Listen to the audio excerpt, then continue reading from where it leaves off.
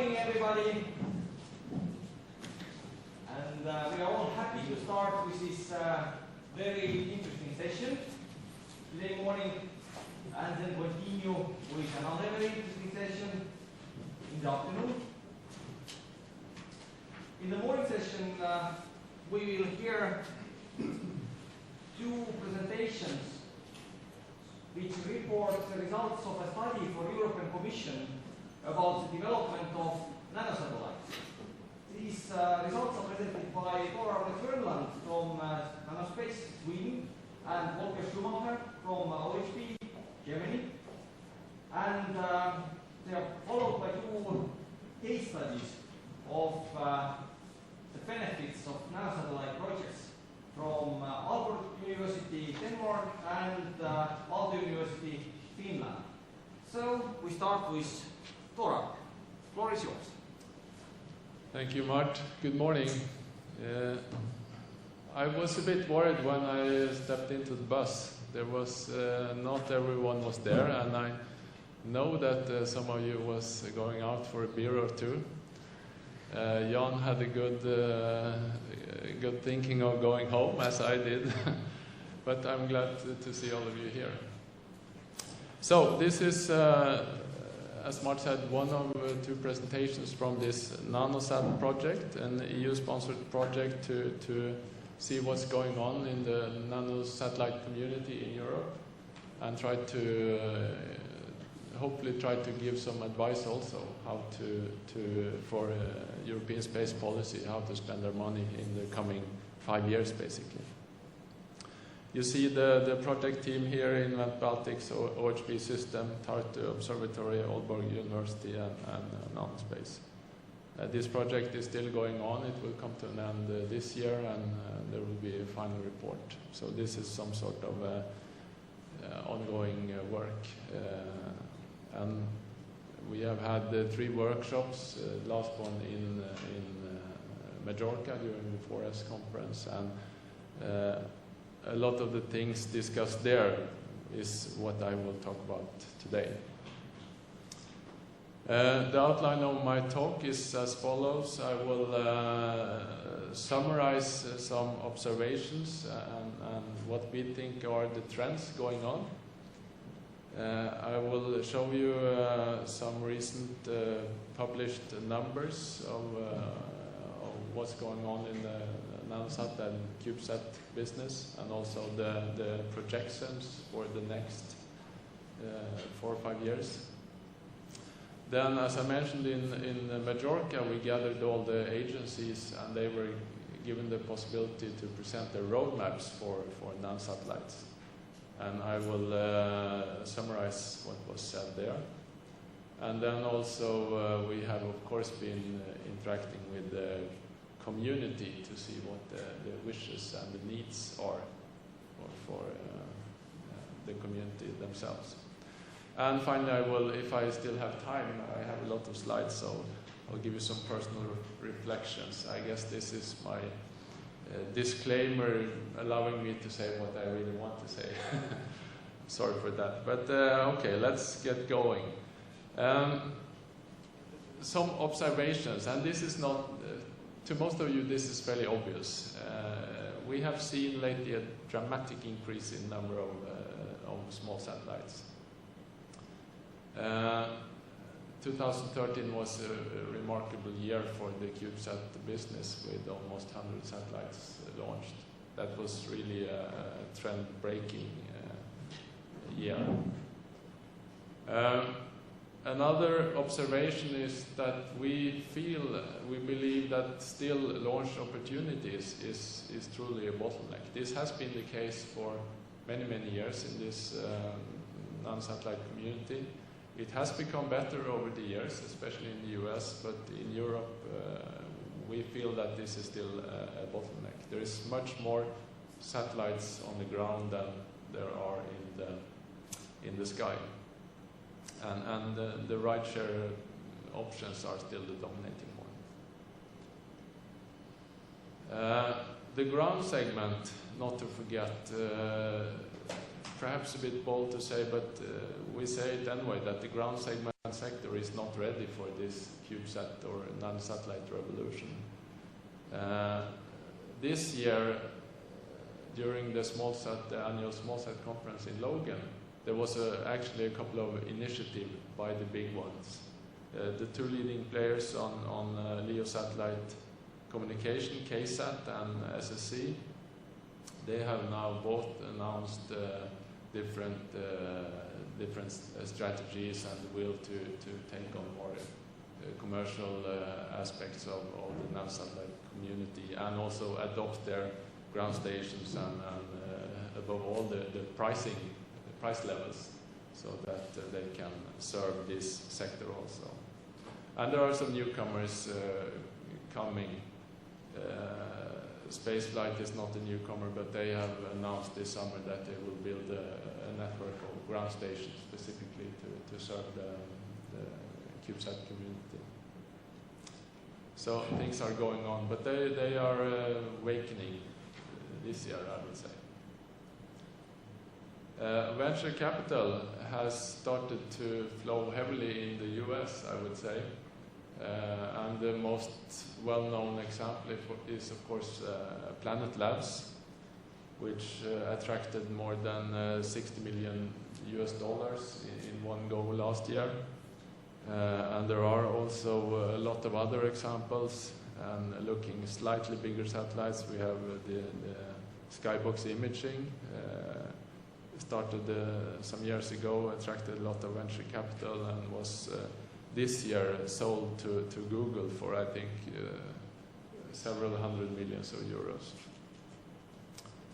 This, with a few exceptions, we haven't seen yet in Europe. We heard yesterday about ICEYE Finnish ideas, and that might be something, and that and similar projects might be in the pipeline for venture capital also in Europe. But in that respect, we are lagging behind the US. Observation, sorry, ESA guys, I have to say, ESA is finally also taking CubeSats seriously. I know there has been activities going on for many years. ESA had this NeoMex initiative many years ago already. But and nowadays there is a serious effort trying to make good use of CubeSats and nanosatellites, and there are flight missions and studies ongoing.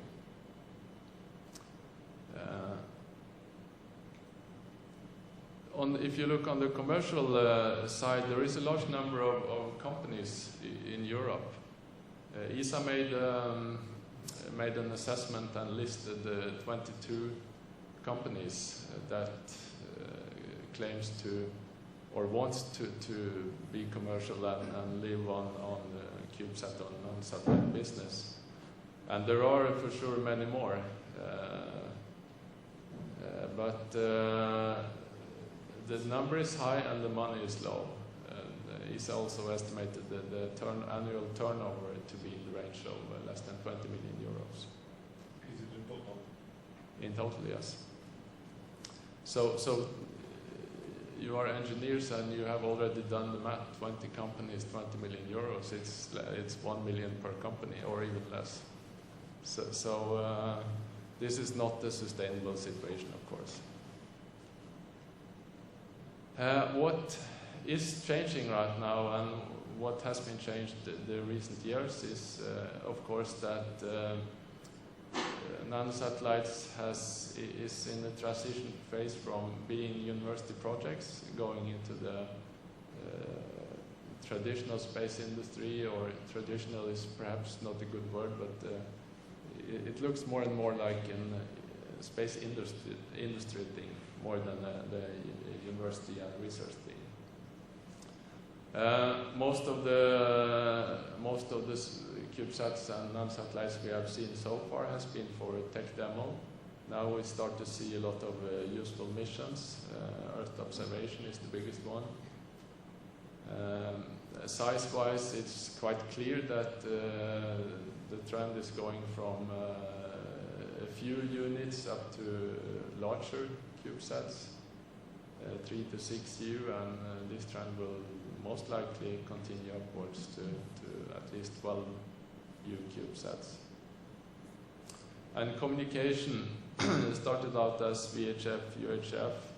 Now it's quite common to have S-band, even some X-band transmitters being developed, and even other stuff. So the communication is definitely a bottleneck, and there is activities going on there.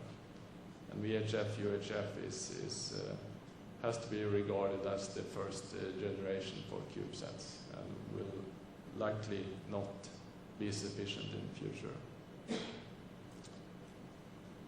What has not changed, and at least not in Europe, is the launcher situation. I said that in US the launch opportunities has increased, but in Europe we still are lagging behind. I think it's fair to say. And if you look at the European launch alternatives, meaning that what the European launch service providers, what do they offer? They offer Russian, Indian, and Chinese rockets, and in cooperation with the US providers, they also offer ride shares on the US rockets. But there is basically no European launcher here. It's also, of course, always exceptions, and we know that, for example, look at SQ1, which got the ride on Vega, and there is also possibilities on other European launchers, but this is still the majority of the European CubeSat providers. They turn to these kind of launchers, so there's clearly a lack of a European independent launch capability. Now, that was a summary of the observations and trends that we feel are going on. And now to some market estimates and numbers. And this is basically all this data you can find on the web. They're published by Spaceworks, which does this every year. And looking back at the history, you see it quite clearly that, as I said already, 2013 was really the year when this business took off, with almost 100 satellites launched, according to their statistics. And you also see that the growth is in the sub-10 kilogram spacecraft range.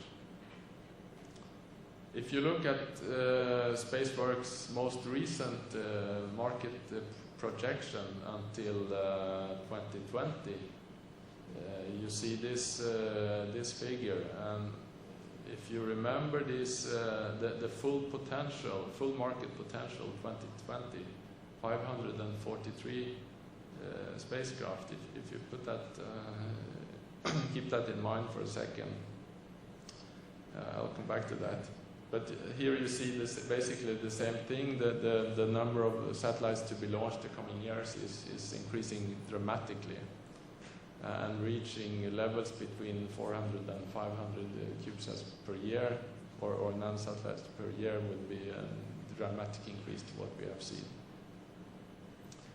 Now, as I said, this is the data Spaceworks presented January this year. If you are an engineer, as I am, you like to check how did they perform in their projections going 1 year back in time. Then January 2013, they presented this projection. And if you remember now the number 543 for the optimistic data set, or the full potential for 2020. 1 year earlier, the same estimate was 188. So even they have a very difficult time in predicting what the future is, of course. And they have basically turned up their projections by by a factor 2 or 3 at least. So this is of course estimates and guessing, advanced guessing I would say, but still it tells us that something is going on, something is changing rapidly and dramatically in this business. They also present more detailed data, the size distribution. Here it's clear, according to them at least, that there is a major shift in size from 1 kilogram range in the historical perspective toward it will still be a lot of 1U CubeSats, but the 6 kilogram range will be dominating in the coming years. Also, if you cut this by different sectors, you see that the civil sector, which basically has been the university and academic projects, has been dominating, while in the coming years the projection is that the commercial sector will take over. And this is of course driven by the numbers presented by Planet Labs and similar companies.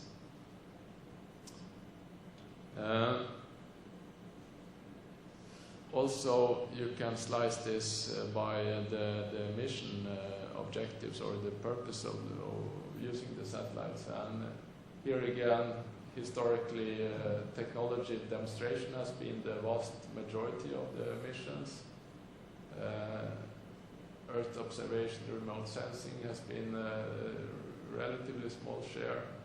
And you see the shift projected for the coming years, that tech demo missions goes down to 20%, and Earth observation, remote sensing is expected to be the big chunk. A comment here is that QB50 is of course built into these numbers, and they are located here in the scientific region. So if you are a pessimistic guy regarding QB50, then this will shrink and this will become even a bigger fraction. So definitely Earth observation, remote sensing is expected to be the major application. So that was all for the numbers. Now to the agency roadmaps. And ESA has done a serious work last year to try to assess what's going on. They listed all the industry, they arranged workshops to talk to the community and to come up with their roadmap or a document called CubeSat Nanosatellite Systems Technical Dossier. You can probably get it from ESA or find it on the web. According to ESA, the major point of using nanosatellites is for IOD missions, in-orbit demonstration missions, operational precursor missions, and I think OPSAT is a very good example there. I don't know if we will hear about that today. No. And then, of course, technology development as such within a number of listed areas, which has relevance for this nanosatellite business. CNES, the French agency, has their what they call the Janus plan. It's very much geared towards connecting the academic world with small and medium enterprises, and also connecting the space, the coming space engineers with international connections with other universities. NASA is difficult. They have so many different roadmaps, but specifically they mention propulsion, communication, attitude, orbit, control systems as key elements for nanosatellites. In general, NASA said during this workshop in Majorca that NASA should work on things that the industry cannot afford, meaning the big spectacular programs that no one can undertake as a single country or a single company. And then there is, of course, the national strategies in different countries. And just to give you an example, since I happen to know them well, the Swedish Space Agency has taken the position that they would like to use nanosatellites for advanced scientific missions and push the cost down to do advanced science. This is the summary. I'll go slightly into more details on each and every one of them. And going back to ESA, what they mentioned specifically as needed to be demonstrated in orbit is drag augmentation devices for deorbit. Deorbiting is expected to become an important issue. Sensor and capture mechanics for active debris removal. It's also connected to the space debris problem. Close proximity, basically also connected to that. Formation flying in more general terms, meaning also large and sparse formations, synthetic aperture applications, constellations. And then also communication, and especially communication between the satellites in a constellation of formation. And then there is a number of things listed as interesting for the operational precursor missions. It's about remote sensing and getting the data down basically from the remote sensors. It's about space weather monitoring, and I'll not go through this in detail. And the technology development, there is different things mentioned on the space segment, on the payload side, and the launch segment. Again, communication XKA band for the space segment is highlighted. Miniaturization of payloads, remote sensing, space weather kind of payloads is described in the dossier. And the launch segment is pointing towards that a dedicated small launch vehicle for CubeSat constellations is really needed for this to happen. That is truly an enabling technology according to ESA roadmap. CNES, as I said, is connected to the student satellite project. They also highlight a number of new technologies like materials, sensors, attitude control systems, onboard computers, communication, as all the others, and propulsion. And propulsion related to multiple satellites then. NASA has, as I said, many roadmaps, many colorful, good-looking, different exploration things, good looking again. Someone is not readable. This is my favorite. There's a specific big one for space propulsion. There is one for launcher. There is one for going to Mars. And there is new people, new roadmaps. So in Majorca, the NASA guy said NASA has 18,000 people, but they have 19,000 roadmaps.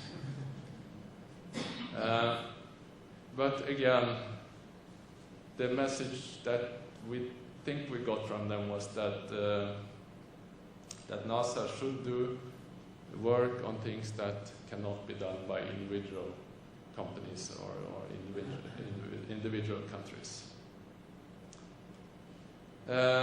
Sweden, advanced science at low cost, and low cost means 5 million euro per mission.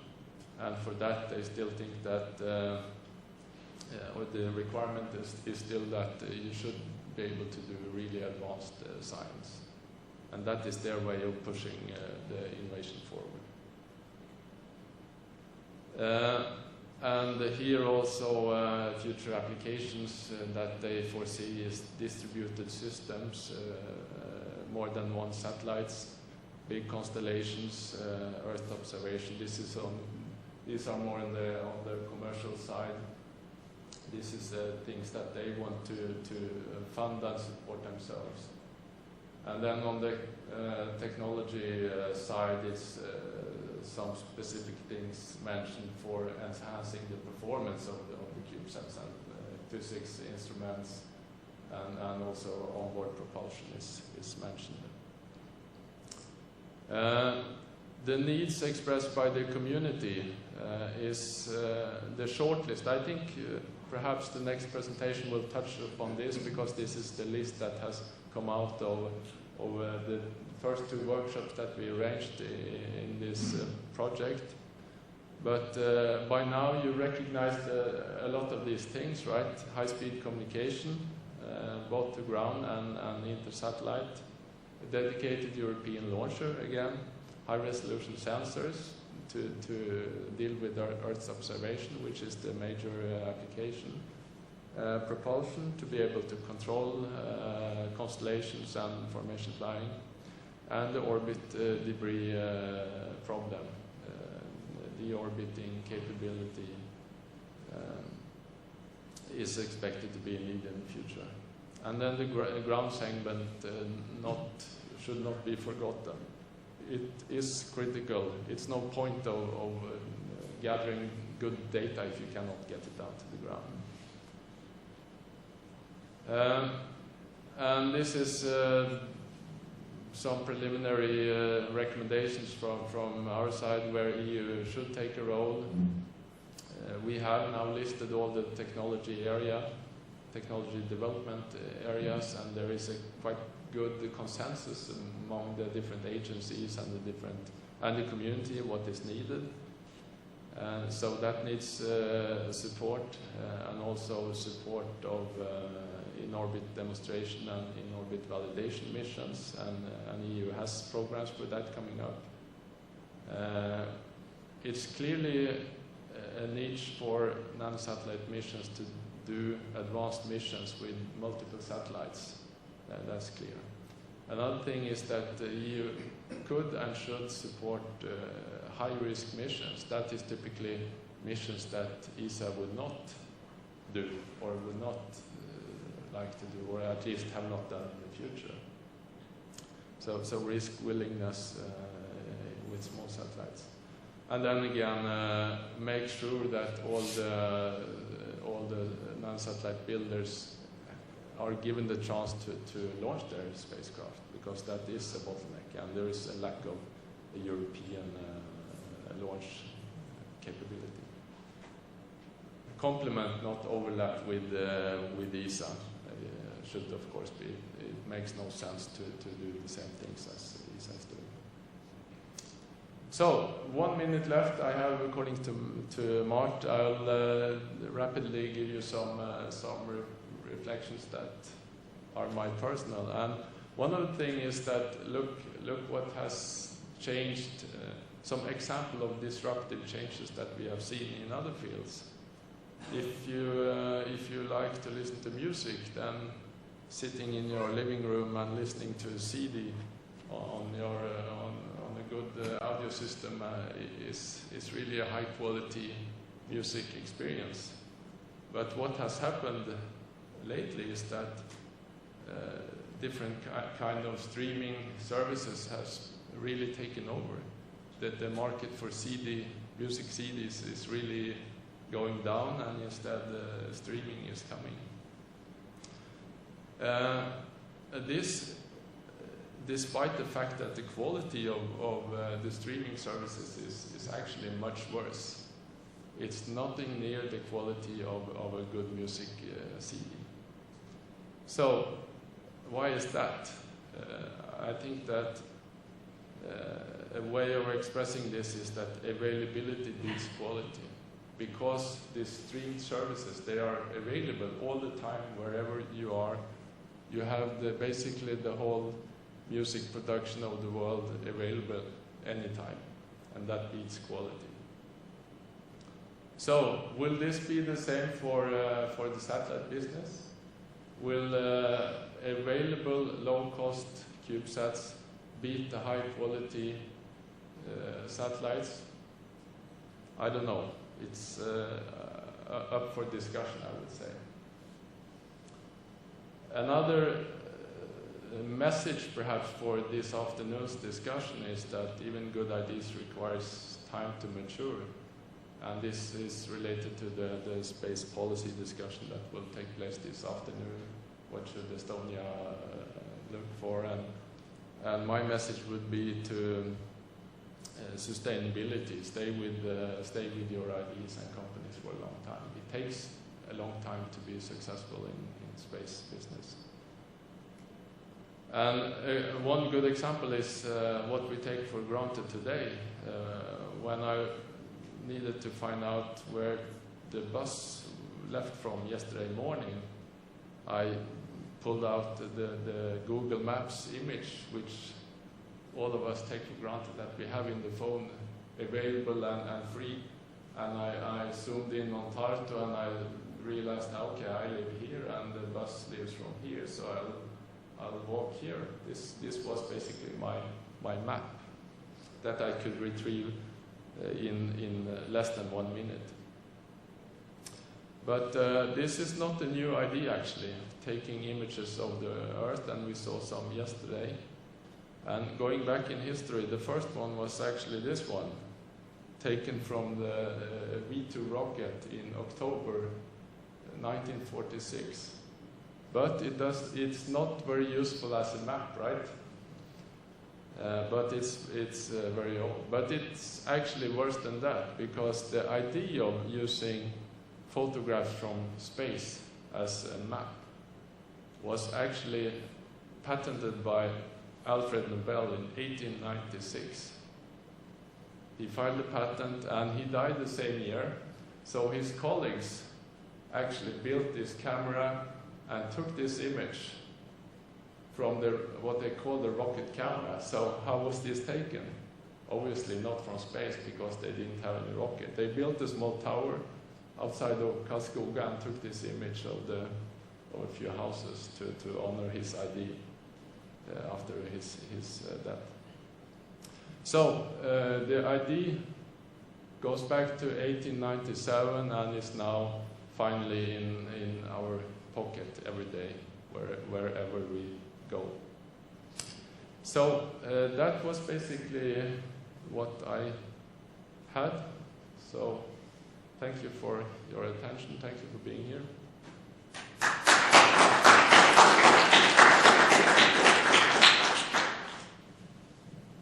So Toralme will be around all day for discussions, but is there one or two brief questions right now? Yes. On some of the slides there was mention about rank augmentation devices. Yeah. So whenever I see that term, I always point out that if the question is about neutral rank, then this rank augmentation device does not really help resolve the space debris problem, because it does not change the area and time product of the system. So it brings the satellite down faster, but it increases the likelihood of collisions by the same amount. Mm. Yeah, I think this was, we don't discriminate between different methods, good or bad, even some are better than the other, but there is a need to solve this problem, to get things down more rapidly. And I think that was the point. Yeah. Okay, and that was two last questions. Yes. Just an additional comment about this, the launch capability. I think that the prices is going up. Normally prices will go down for services that are progressing on the future. But I think launch prices are going up these years. So it's getting more and more expensive to do future. Thank you, yes. And I got feeling like the 6 unique CubeSats the number of these will increase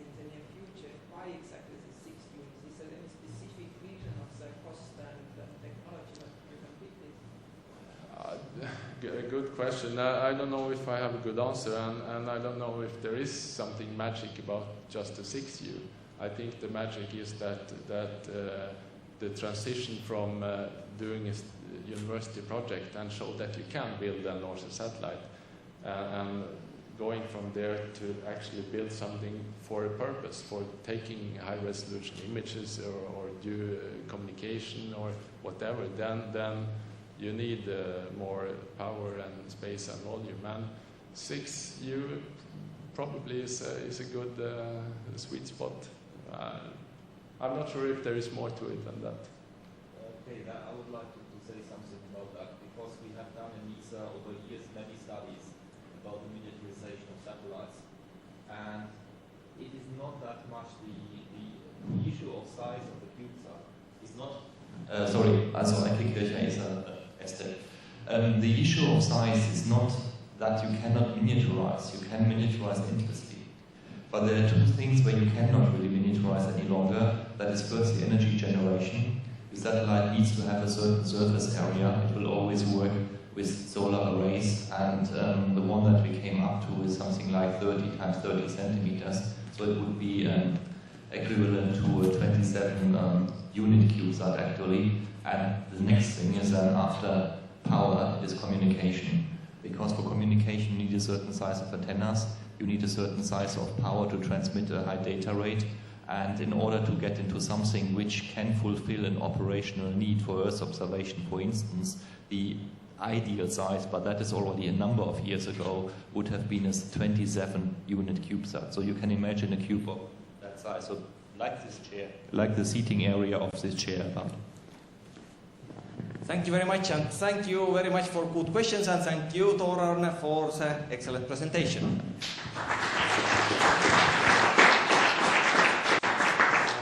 And the discussion will be continued by Volker Schumacher from OHB, Germany. Yes, thank you, Mark, and thank you to Arne for the first part of the NanoSat project summary. I will continue and actually go back in time a little bit, because our work package was more concentrated on the applications part and the link to the space policy. And I will talk about this in the first part of my presentation, give you some results of that. There was a workshop in March we held. Some of you were there also. And I would also like to talk about applications. And this I focus on the success story satellite-based AIS. That's the signals you can receive in space from ships that are mandatory on ships larger than 300 tons. And that's actually a very good example to show how this link from space policy to applications can work, and also for nanosatellites. And then finally, from an industry perspective, a little bit talking about the relevance of micro and nanosatellites for OHB, to give you an idea from industry perspective. So for the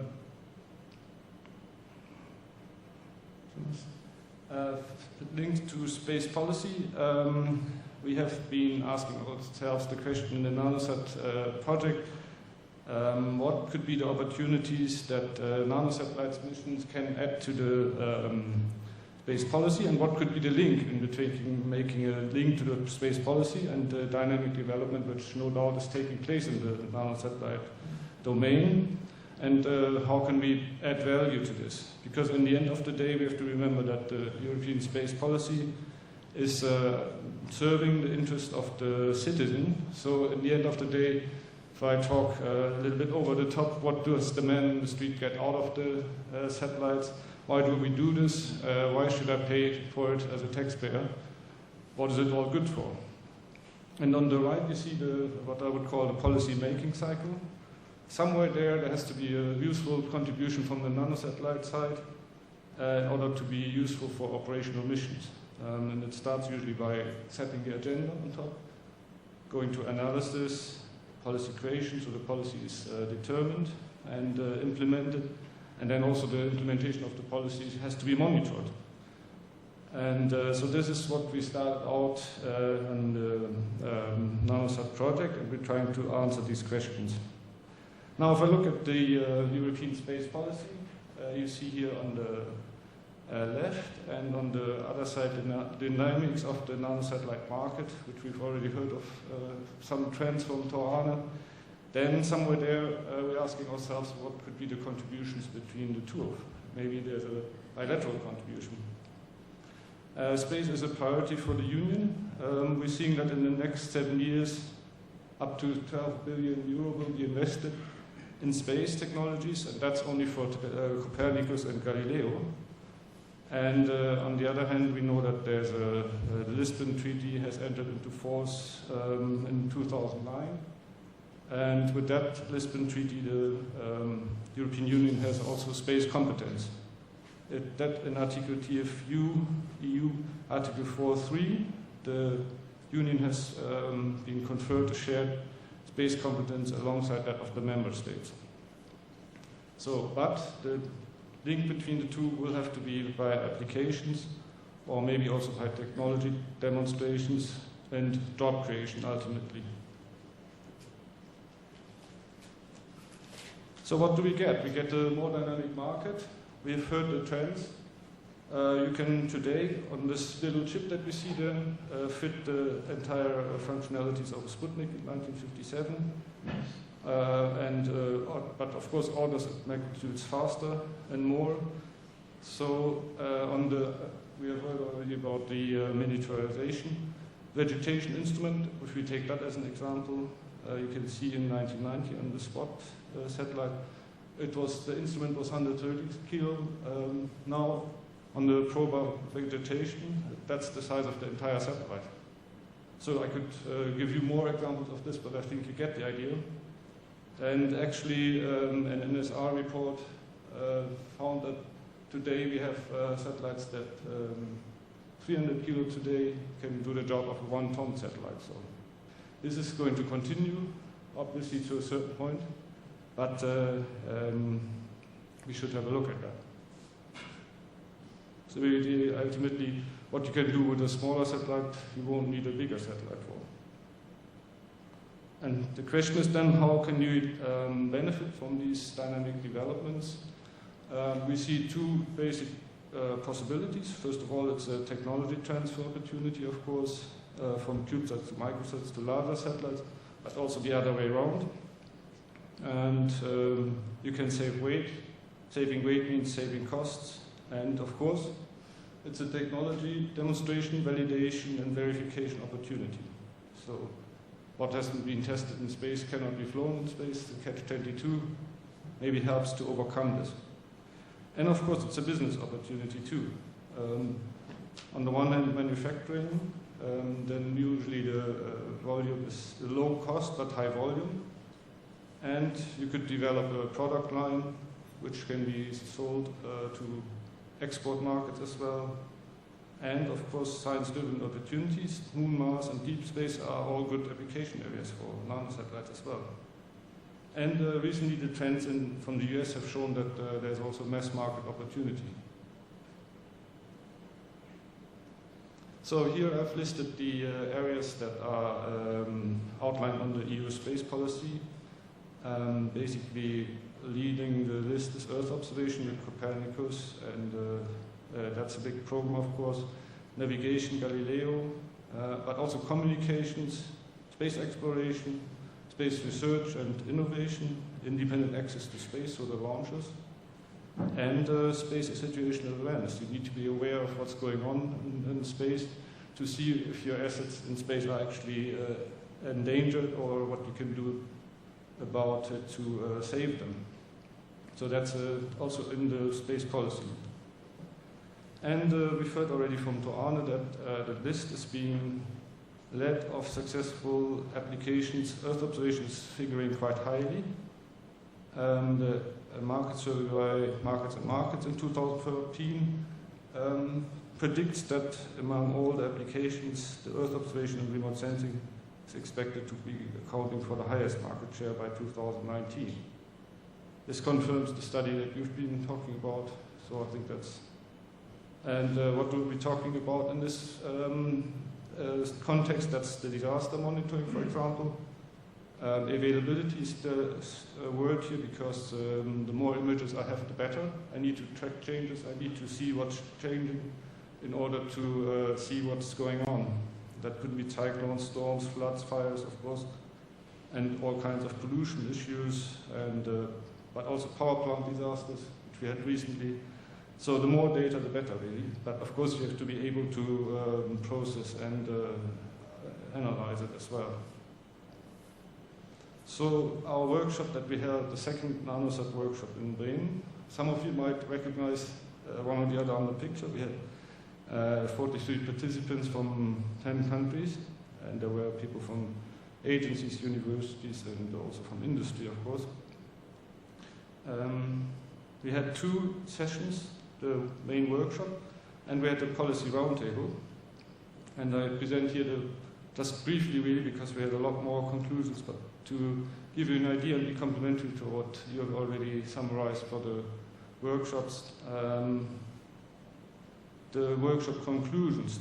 There is a real need to work on moving from educational missions to operational missions, because only then you can talk of contributing to space policy issues. There the keyword is operational.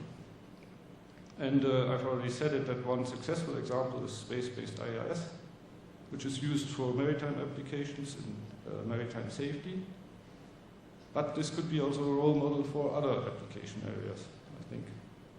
And of course, the importance of the education factor, because that leads ultimately to an employment factor and to more jobs. The need to work on overcoming bottlenecks. More frequent launch opportunities are a real bottleneck. So that's what we need to get more access to space on a regular basis as well. So that was the main outcomes from the workshop in the morning. And we had, in the afternoon, we had, similar to today, also a policy roundtable. And we had some representatives from national space agencies. And obviously, it was recognized there that the high-level, European-level space policy is on top, of course, but linking to that, we need to have measures on the national level and even regional level to address specific opportunities, for example, for those for small countries. And that is actually an important point, the importance of the outreach factor for many nations that have first-time access to space. And the list can be much longer here, but Estonia is a good example, Latvia, Finland, Hungary, but also Poland and Romania, I think. And so that could be a successful contribution, of course. And then, to Arne mentioned it already, there's a lot of opportunities which are happening right now in the US of innovative services. And innovative services can be really innovative. I mean, I've even seen proposals of space burial. You can put the ashes up into space and see on the nanosat how it burns up, track that on your iPhone. I think that's maybe the extreme example, but these things have been proposed in the US at least. But somewhere in between there, we should analyze what that means for Europe, and we could not also foster such innovative services that have a use for society as well. So, to put it all on one slide, this could be a possible contribution scenario for the space policy on top, but there can be a bottom-up approach and a top-down approach.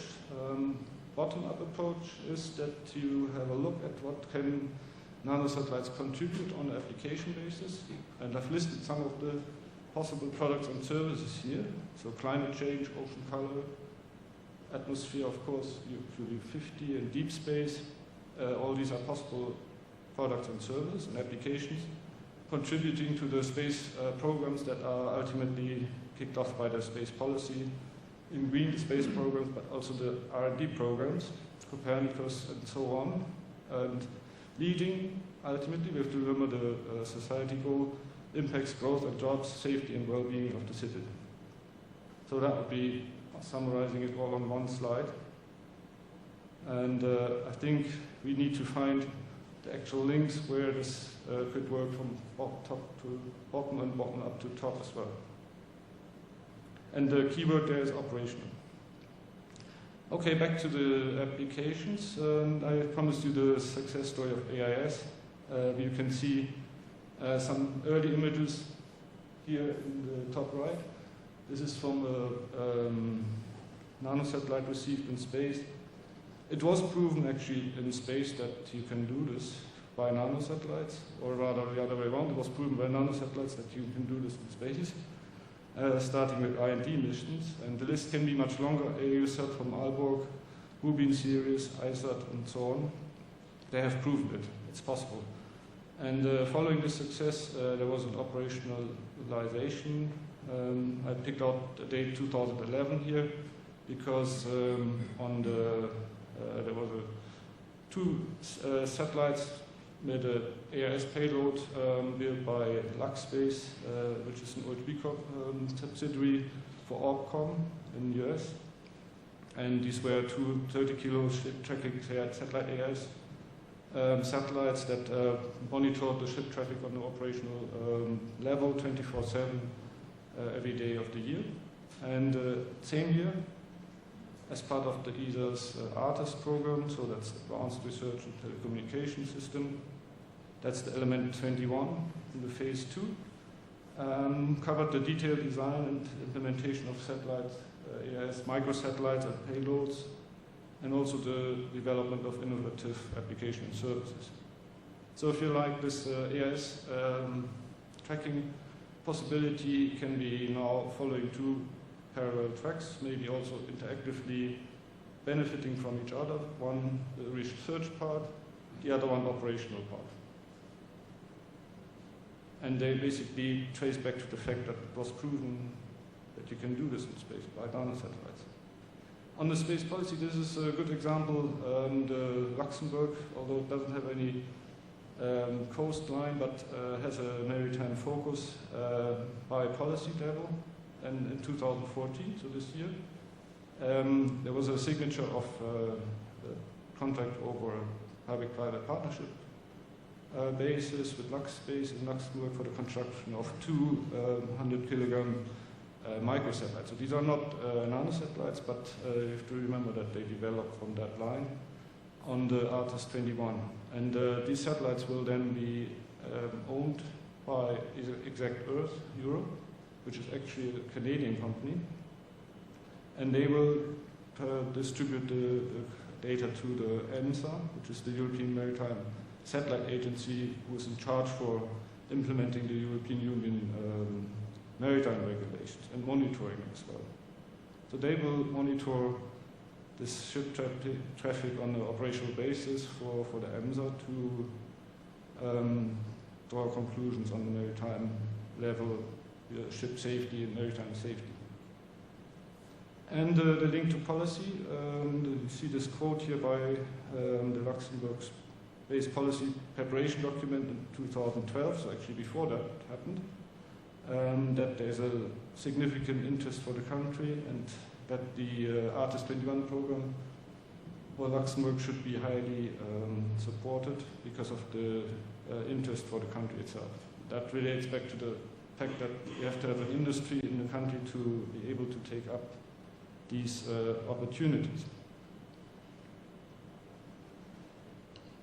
Just to give you an idea why is it useful, see here, this is from the Exact Earth website. There's also some more examples. I picked out the one from piracy monitoring. You can see the ship track, quite normal ship track, let's say, until the fact that the ship City of Xiamen was then captured by pirates in the Gulf of Guinea and did some funny maneuvers there. You can see that, and this was the only option, obviously, because in the North Sea and the Baltic Sea is all very well covered by terrestrial AIS stations. You wouldn't actually need space, but Gulf of Guinea is not covered. So, second objective, you could say, well, they couldn't just turn off the AIS. Of course they could, but in this case they didn't actually. So this, I invite you to look at the website because there are also some other examples of applications, what you could do with AIS, from environmental monitoring to other applications as well.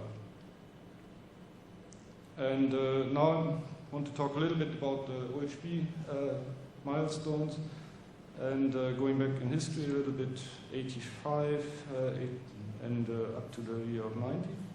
The Saphir satellite for information relay was actually a small satellite. That's how we started initially, and it was a directional communication satellite for digital data, 60 kilo weight, and down here, 1988 to 93. Then leading on to the Rubin series, which went on a little bit longer than what is shown here. The Rubin 7 was launched in 2007. That had an AIS receiver on board, and there were more than 850,000 messages received. And these were tested in orbit. So then there's also the TED. We'll talk about that later on. These orange boxes you see, actually, there's a consistent trade of small satellites in the company milestones, but of course they have to be put into relation to the other business that is also taking place on the project domains. Technology, that's something that we see that microsatellites can have a significant impact. Navigation, telecommunication, security, exploration, Earth observation, and manned space. Now I have to click to all of that. You see here the emissions attached to that.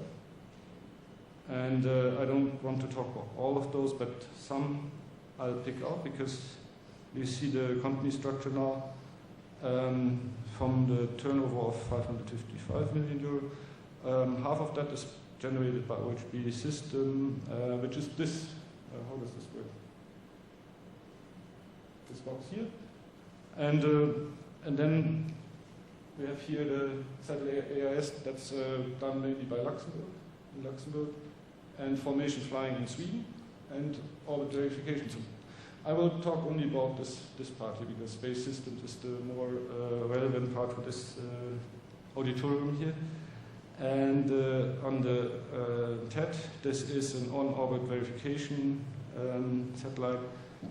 Stands for Technology Experiment Carrier, done by DLR. It's within the DLR program on on-orbit verification. That was successfully launched in July 2012. And actually interesting because it's a family of satellites. I think it's also the market niche that nanosatellites should move into, because it's a series of satellites that can be suited to the requirements of particular missions, and has a basic modular design. So I think that's, of course, also linking back to the nanosatellite strong points. And such missions then could include the on-orbit verification applications that can be Earth observation, but it can be also other missions, of course, here in this case forest fires or other dedicated missions. And this size is about 120 kilos. So, but of course, we can assume that there's a miniaturization trend taking place, that we can also downsize on that. On the OHB Sweden, the Prisma, there was a formation flying experiment successfully carried out in 2011. You can see here the two spacecraft flying in formation, and the smaller one, the Tango spacecraft, was 40 kilo. That acted as a target object for the Mongol, the larger one, at 140 kilos. And I couldn't finalize this presentation without talking about the big project as well. So here you have the Salupe Earth observation. That was is a still working radar constellation, 5 radar satellites and a ground station.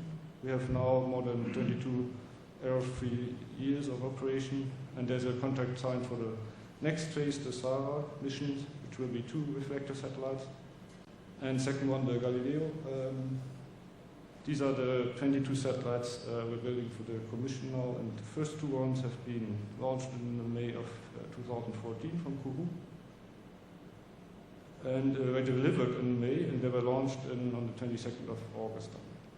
Unfortunately, they were launched into the wrong orbit by the Russian frigate upper stage, but the satellites are working fine, and we're seeing for solutions how they can be still useful for the constellation. And there will be more, of course, to come. another 20 satellites. Then this one I just put to show you what's called small GEO. This is the telecommunication satellites. Geostationary, they're still not so small. The payload alone is 460 kilo or 450. You can have an electric propulsion version or the normal traditional one with chemical propulsion. But what is called here is, this is small for the space industry, but not for in terms of nanosatellites, of course.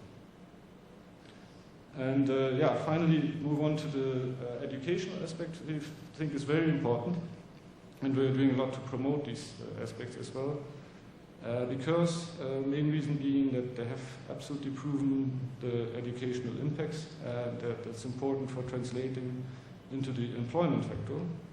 Because as we all know, the space engineers are very rare and sought after.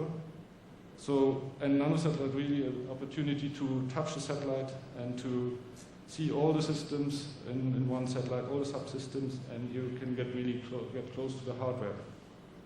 I give an example here, the Max Valier nanosatellite, which was sponsored by OHB as well, and built with support from OHB, but mainly it was built by pupils, and they were not university students, but they really were from a high school in Italy, in Merano, the Max Valier School. And it was built by about 20 pupils over 6 years, and they were between 15 and 18 years old. And you can see that's the countdown. Actually, when I took that screenshots, some days have passed already, so it will be launched soon. But what was the lesson learned here is you cannot have every student taking apart the satellite all the time. So what I said is true that you can go in, touch the satellite, but you can't undo it all the time. So the concept was born of the so-called ESAT, which was then, if you like, you can see the screenshot here.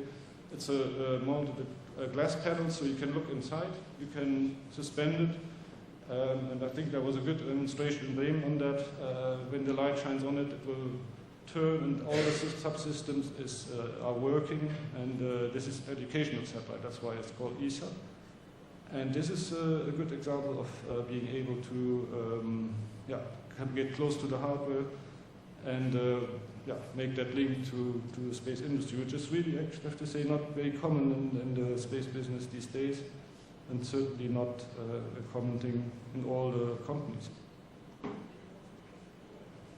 And then there's last slide here on the 4M mission. Could be interesting for you here also to test your antennas to receive a message from Moon.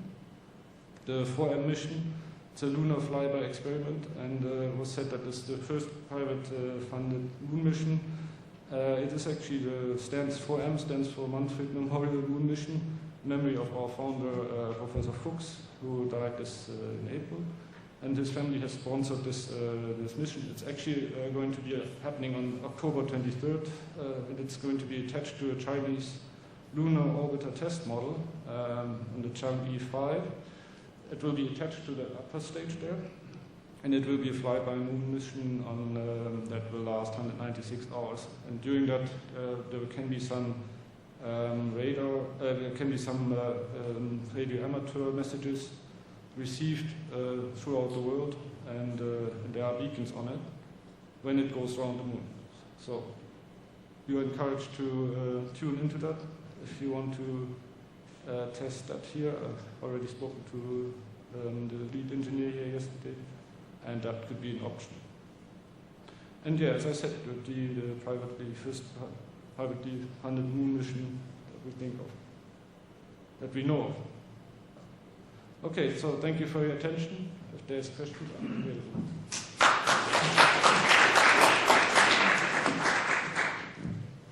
Questions? While you are thinking about your questions, I would like to point out that in the presentation, Galileo satellite Milena was mentioned. Yeah. And as you know, it was named after Estonian girl, Milena Kosnacheva. And downstairs you can see art exhibition that was painted by Milena Kosnacheva specifically for Tartu Observatory. Oh. So when you go down to have a lunch later or for coffee break, then take a side tour towards the labs, and there is a nice exhibition of that work. But now you've got time for figuring out your questions. Or you want to leave them for coffee break. Then let's thank Volker once again. Thank you. Thank you.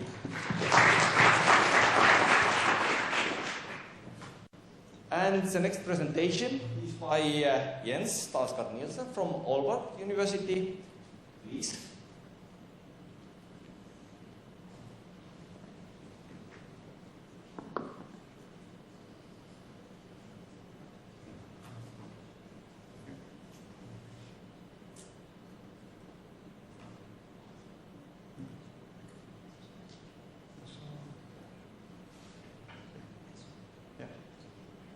Okay, thank you. I think that the next two presentations will differ a little bit from what you have heard earlier today, because I will present this presentation about best practices from our activities in Aalborg, and Jan from Aalto University will later on talk about education as well concerning CubeSat activities.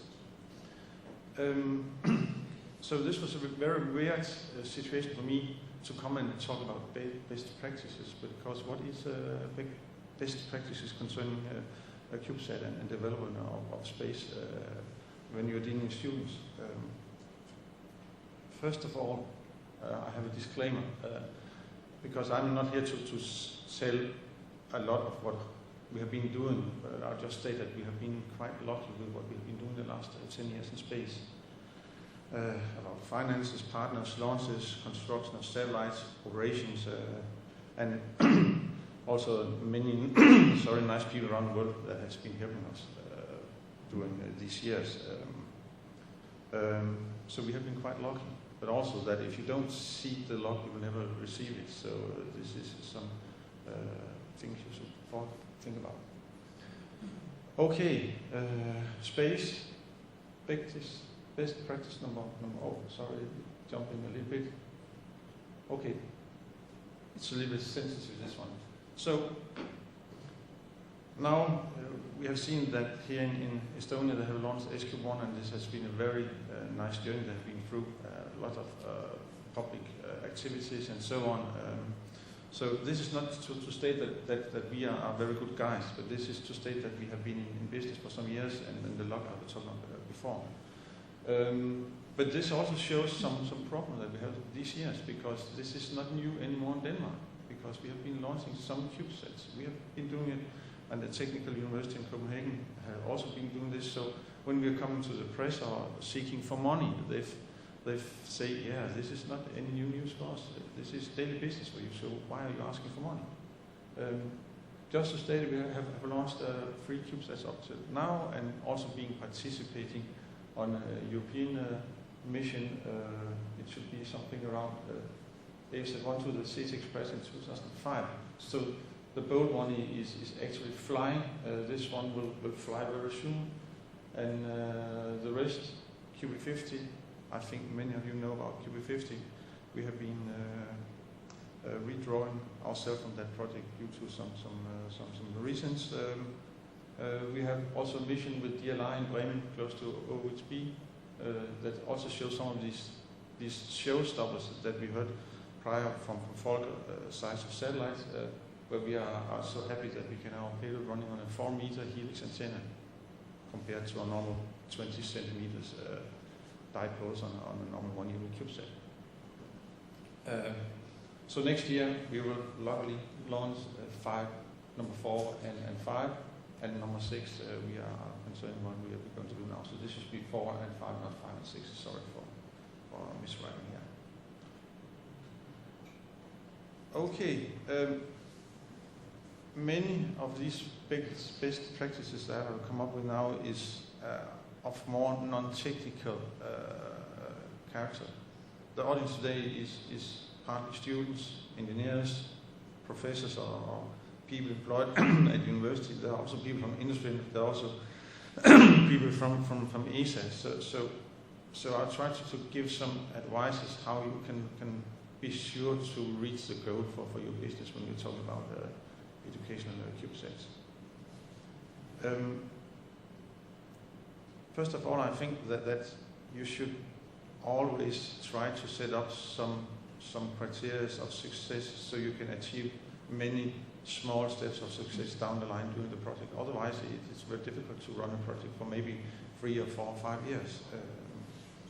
That might be small criteria of success, that might be also larger criteria of success. And I think this is one of the primary roles for the management people like me, is to facilitate this way of running the project.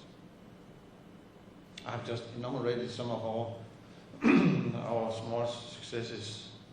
I think many years ago, our first second CubeSat, one of the big successes was when we had our first small new computer up and running with operating system. Today it's very little success, but at that time it did put new energy in the project, because now suddenly we have a platform that we can work on our several subsystems. Not to forget,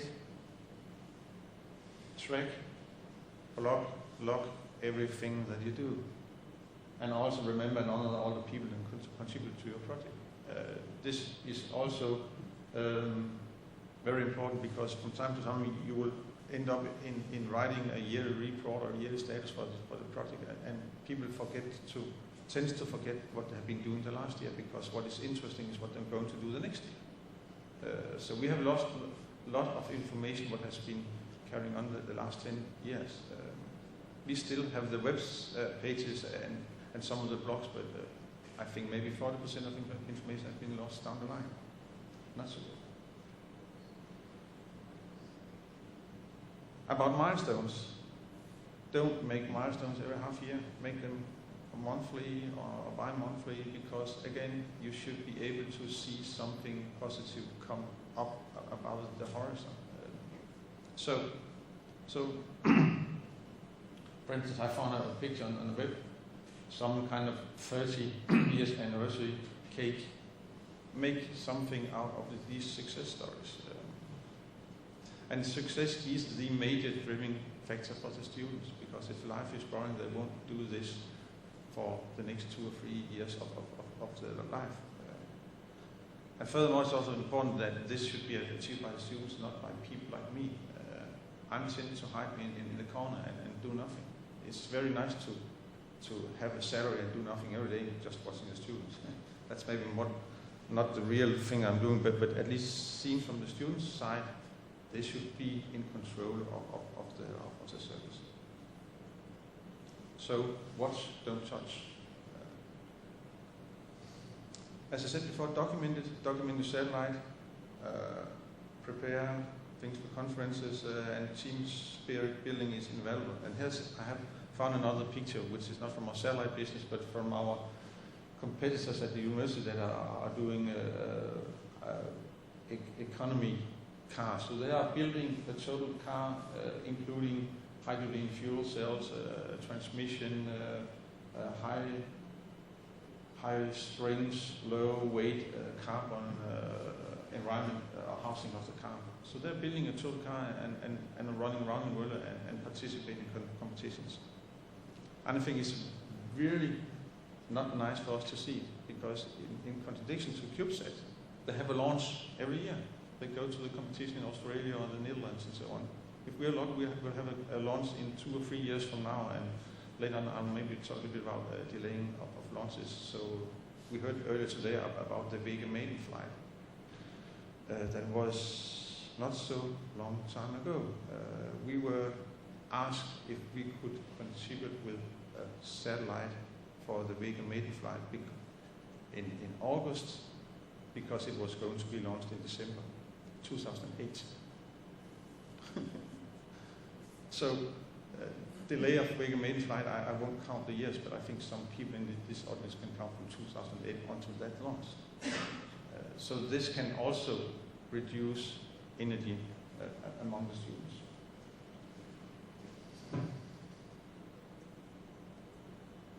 lesson number 3, I think you should accept, all of you, that students don't put the same amount of energy in the project. Some of the students put 20 hours a week, some do 2 hours a week, some will do it for 4 years, some will do it for 6 months, some will do it from time to time.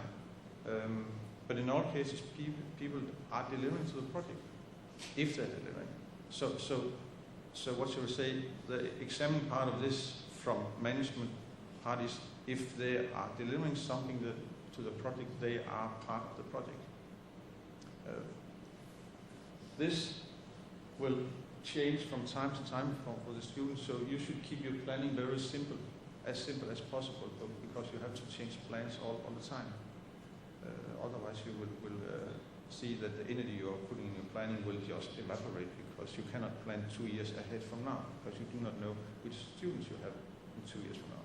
I do not know which students we have on our project from February in spring next year. Maybe they will be gone, all of them, we do not know, because we have been present in so much. That's why I say you should accept different level of engagement in the project. But of course there's no free lunch. If they don't want to participate, if they don't want to contribute, they are out. But this is also normal. Does anybody know this guy? No. Sorry? That's Darwin. And this is maybe a forgotten factor that Darwin also rules in space industry, or at the CubeSat industry in universities. So there will be a selection among the students down the line. You don't need to bother taking students in and out. You need to bother taking them in, but they will leave if they don't think that they comply to the situation in the project. And there will be, like when we're talking about change, and hence there will be a natural order between the students. They will find out by themselves. The only thing you have to be aware of and try to conduct a little bit is that they should be treating each other in a decent way. But Darwin surely rules. We have seen students leaving the project just a few months before sending a satellite to launch. We had a experience on ASAT 3. Now Volker was talking about AIS, and then ASAT 3 is carrying an AIS payload. But the students that were doing one of the AIS receivers, we had 2 on board the satellite, were leaving the project just a few months before launch, so we had to set up some emergency rescue team that included me. So for the first time I was also allowed to do some real stuff on the satellite. So we had 2 months to get this AIS-1 receiver up and running. That we could not predict that 2 months before that. So Darwin rules in good ways and bad ways.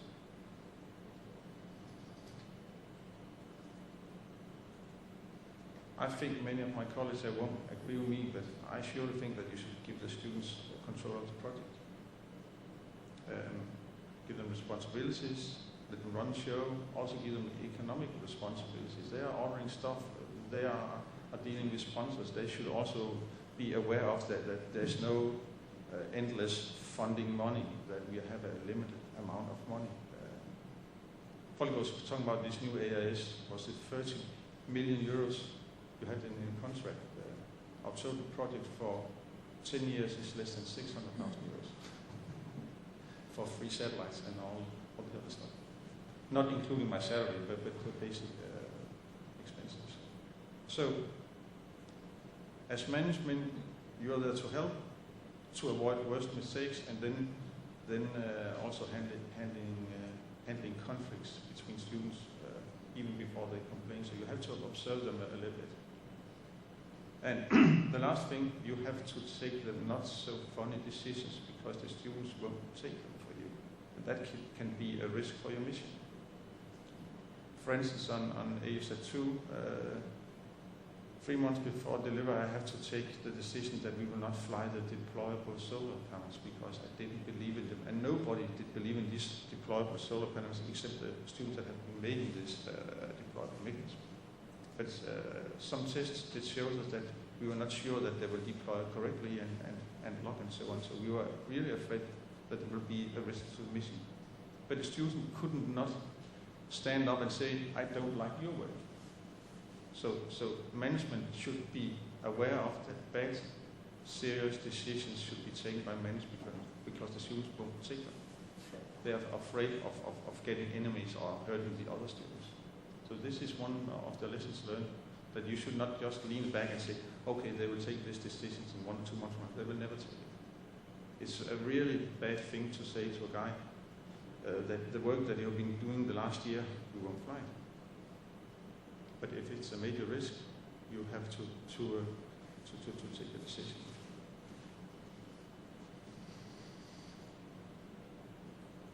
There are some problems about talking about which road you're running your project. I think that Volker and Tuana has one important thing in the life. This is the bottom line every year, the revenue of the company.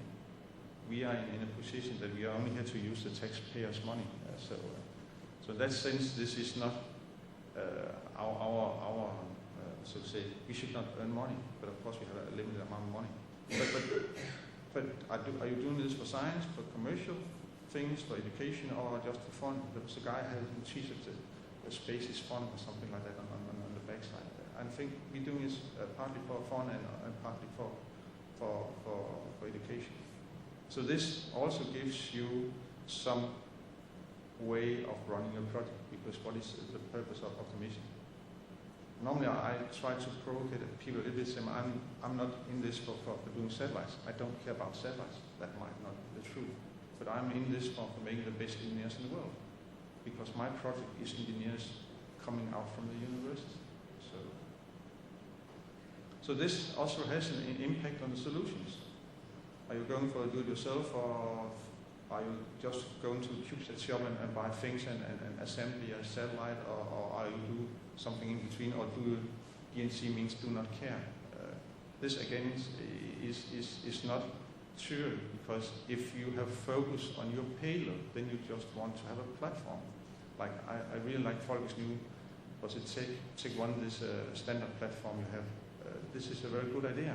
You could also use this in CubeSats, buying from GomSpace, ISIS, or some American companies, and then focus on your payload. So you also have to take this as a decision. So it's up to you to decide. We have decided to go cuts. No, we have decided not to go cuts in Aalborg. Whatever we even find on CubeSat shop, because we have the idea that this is for the students and for the engineering education of engineering, not for having stuff up in space. So this is one goal. The other goal is to find friends like the SQ1. I think we have something very common. SQ1, we have some very good experience of having collaboration there, and we try to increase that. So the best engineers in the world. This is the team from AZ2. In the bottom, you should see AZ2 here. This is not the important thing. The important thing is that this guy and 2 other guys that are not present has started a company, GomSpace. Jesper and 2 other students now has also a space company, and he's working at DLine in Bremen. So out of these few guys there, 3 of them, 5 of them are still in space business. And they claim they're earning money.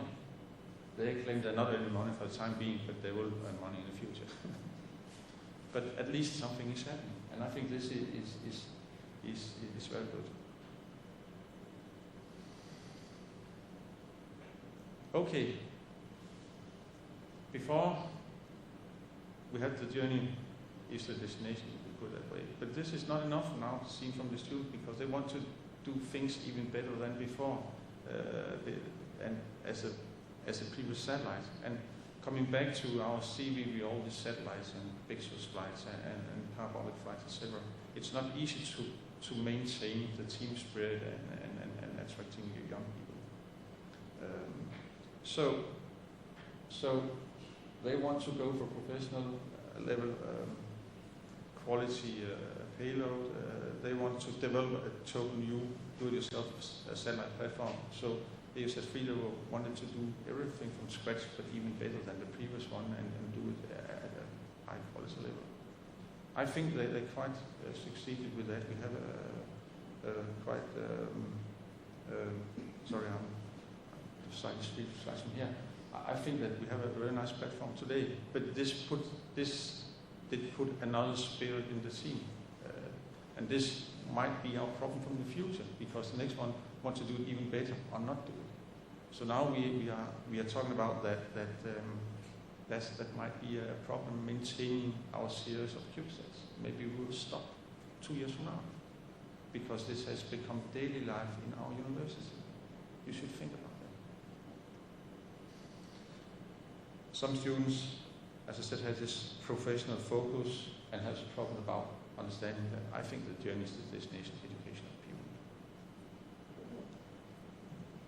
Number 5, tests.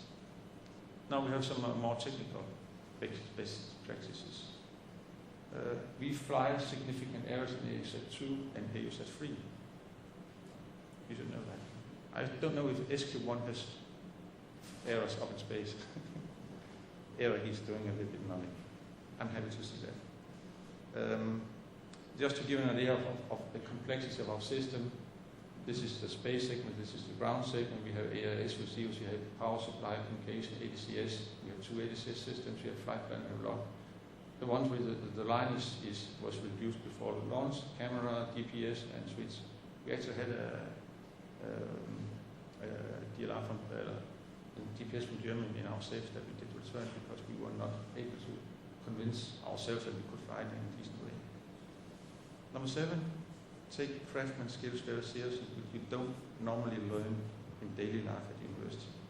Soldering, we have a free course at a company called Hightech, which is one of 4 companies in Europe that are certified to certify space quality concerning soldering. They are located 1 kilometer from our university. And the rest of us, you can read it. You have to learn that stuff. A variant, never let the professor attend travel with students. Let them go by themselves, but not one student, at least 2 students. I have never been at launch sites that are delivering satellites for the launch flight. This is only done by students. They learn a lot about that. So I'm just there if they are coming here 112 call in the middle of the night. Keep it simple, obvious. Then there were some showstoppers. I think Tuane did mention a little bit about this. I think one of the showstoppers for the time being for progressing in space is missing ADCS systems. I have not seen many CubeSats doing proper ADCS up in space still. They can do desampling. We have desampled from more than 700 degrees per second. And 700 degrees per second was obtained by a sign error in our software, which we could correct. Download capacity is surely a showstopper for the future, because if we don't have download capacity, we can talk about all these nice applications and payloads. We cannot use them up in space. Temperature is an underseen problem. Drift of frequency in the radios. People are now complaining about downlink because people are not on the right frequency. And memory corruption. We had a few in AUZ3.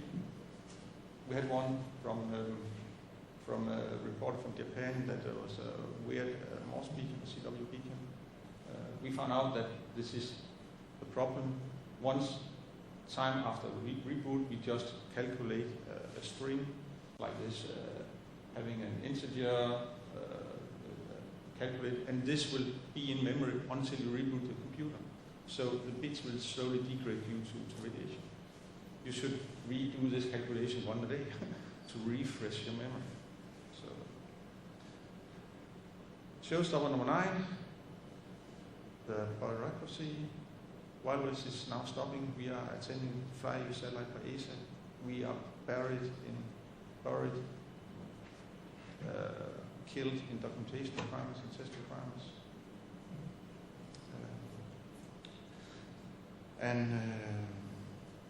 Big splash number 10, open up your mouth.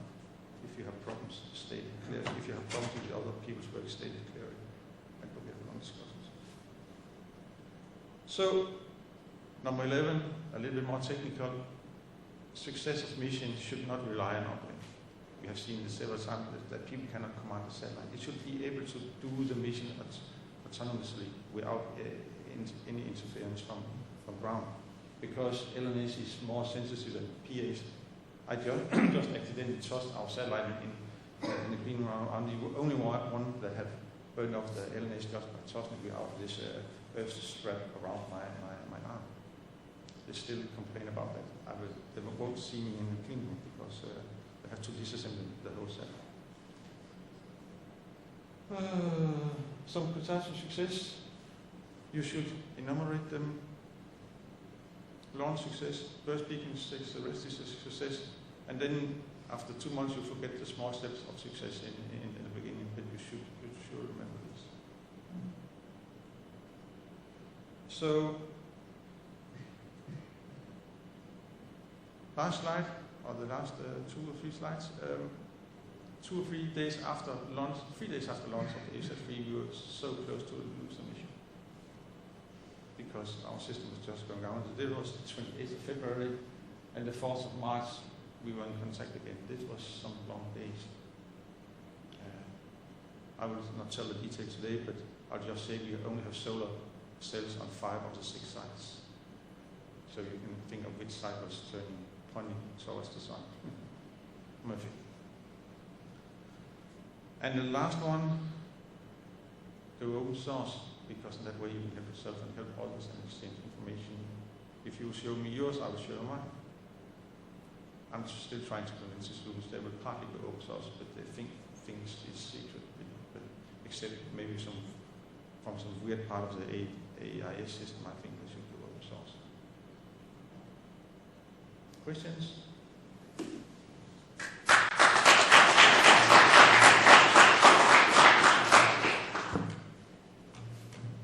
Thank you, Jens. Questions?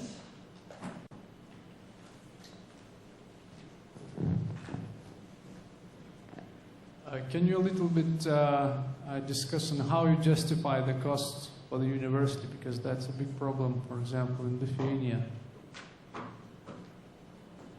Okay.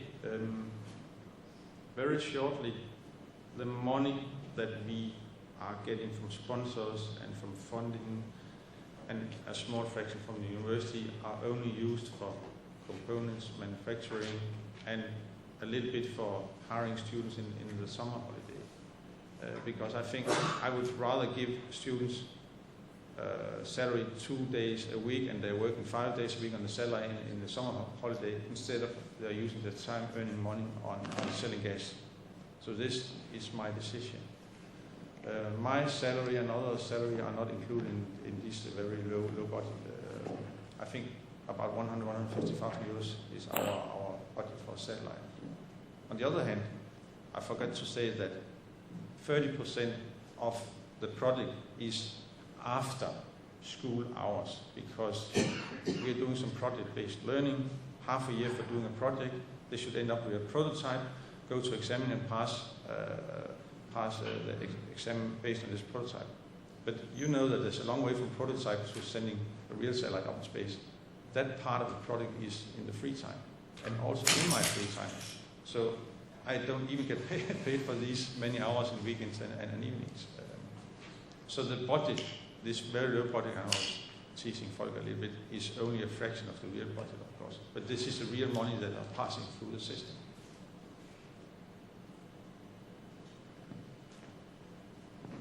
Question? So this working that you described with a minimum of formalism and a minimum of formal interfaces, it appears that that works if you have everybody co-located, physically short routes, not only just by telephone, but physically the neighbor sitting 5 meters away from you.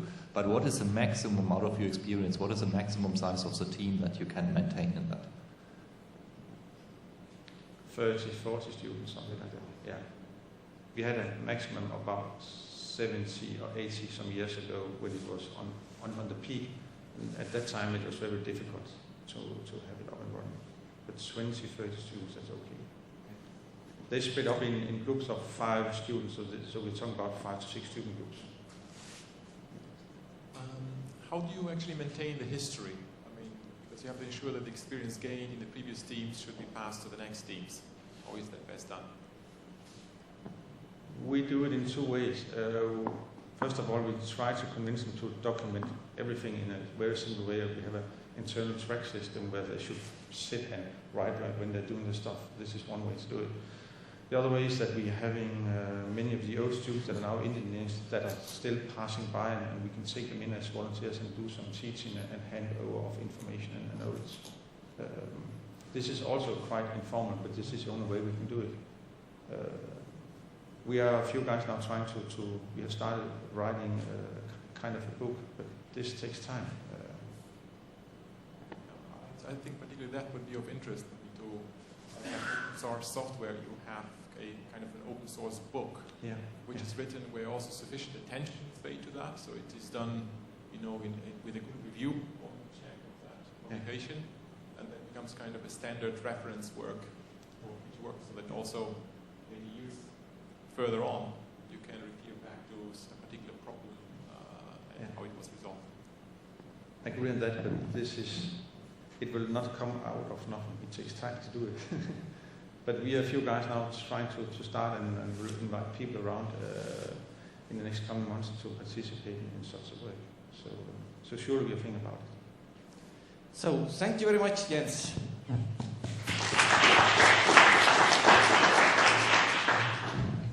And we continue with Finnish case now. Yeah, and the floor is yours. Thank you very much. Just a small moment.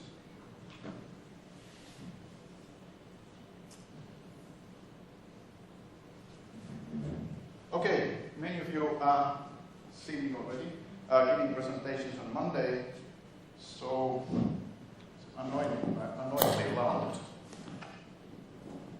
Maybe it's better. So I actually already covered our best practices and lessons learned, so I'm going to give you an overview what's happening same time in Finland. So I'm going to tell you about what kind of nanosatellite projects and what kind of educational approaches at the moment we have in Finland.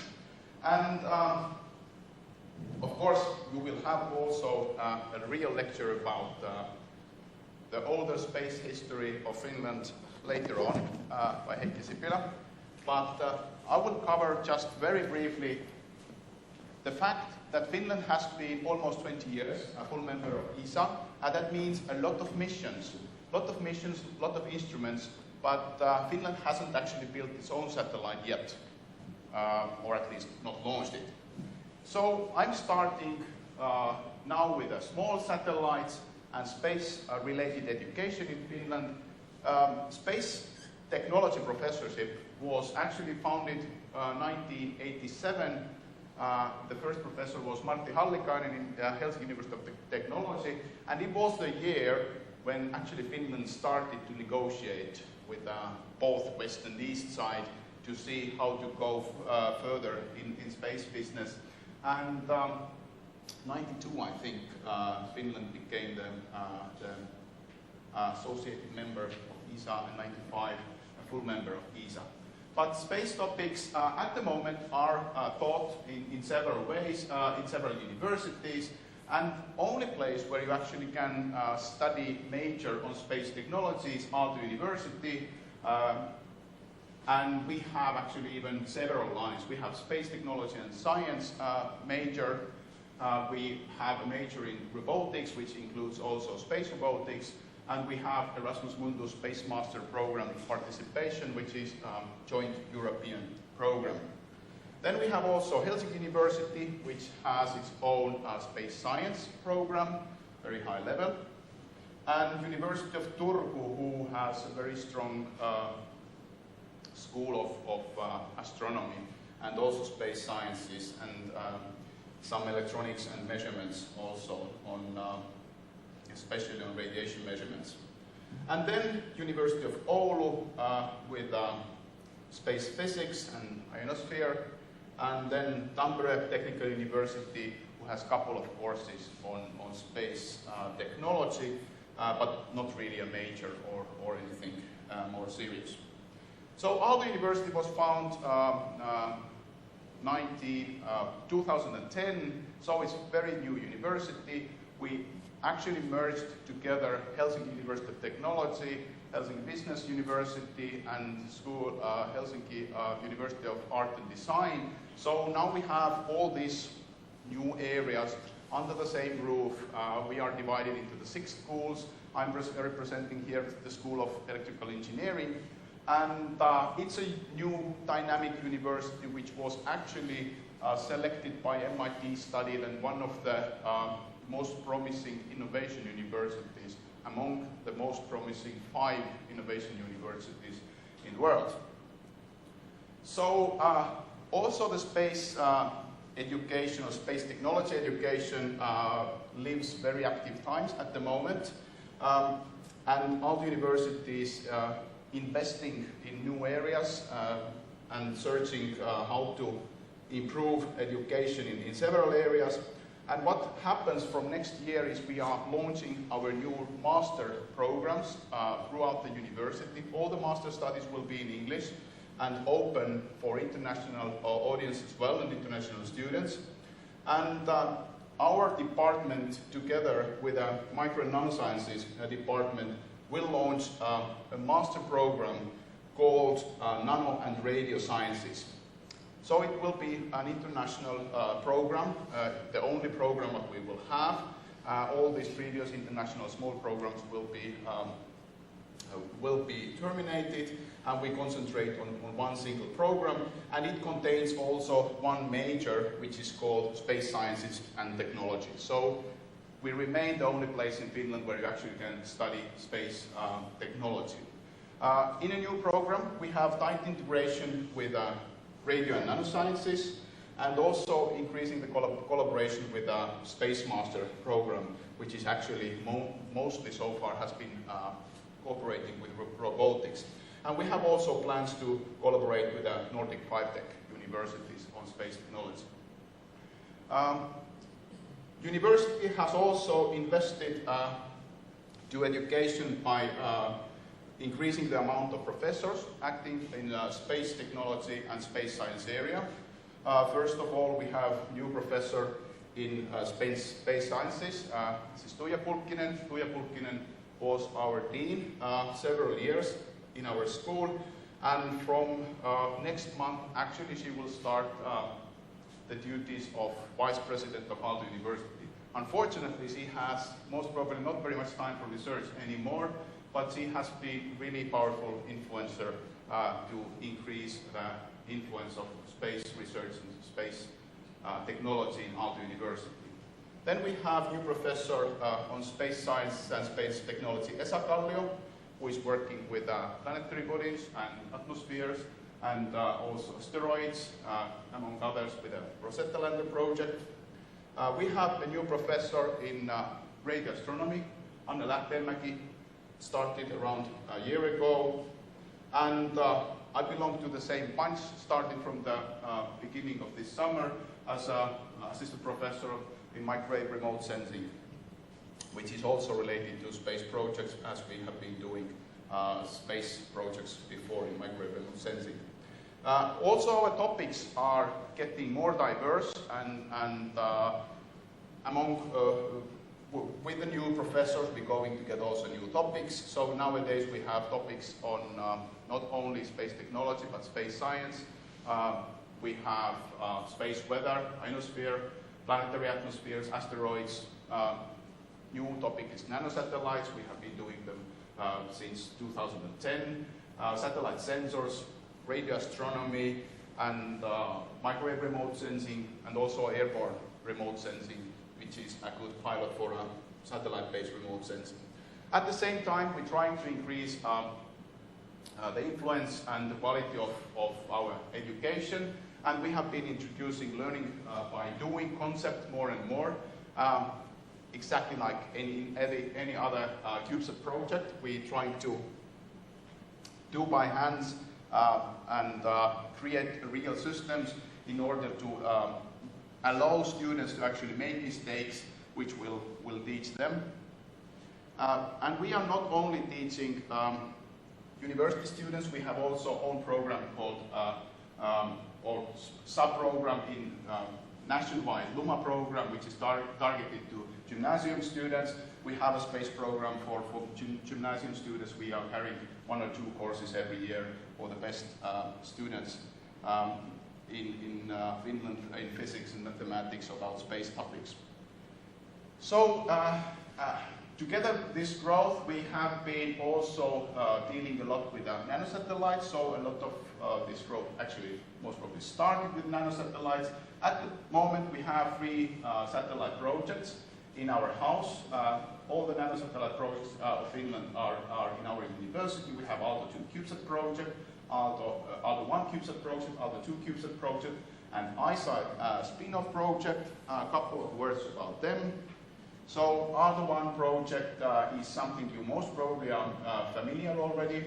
We are close to actually get integrated satellite ready soon and trying to launch also as soon as possible.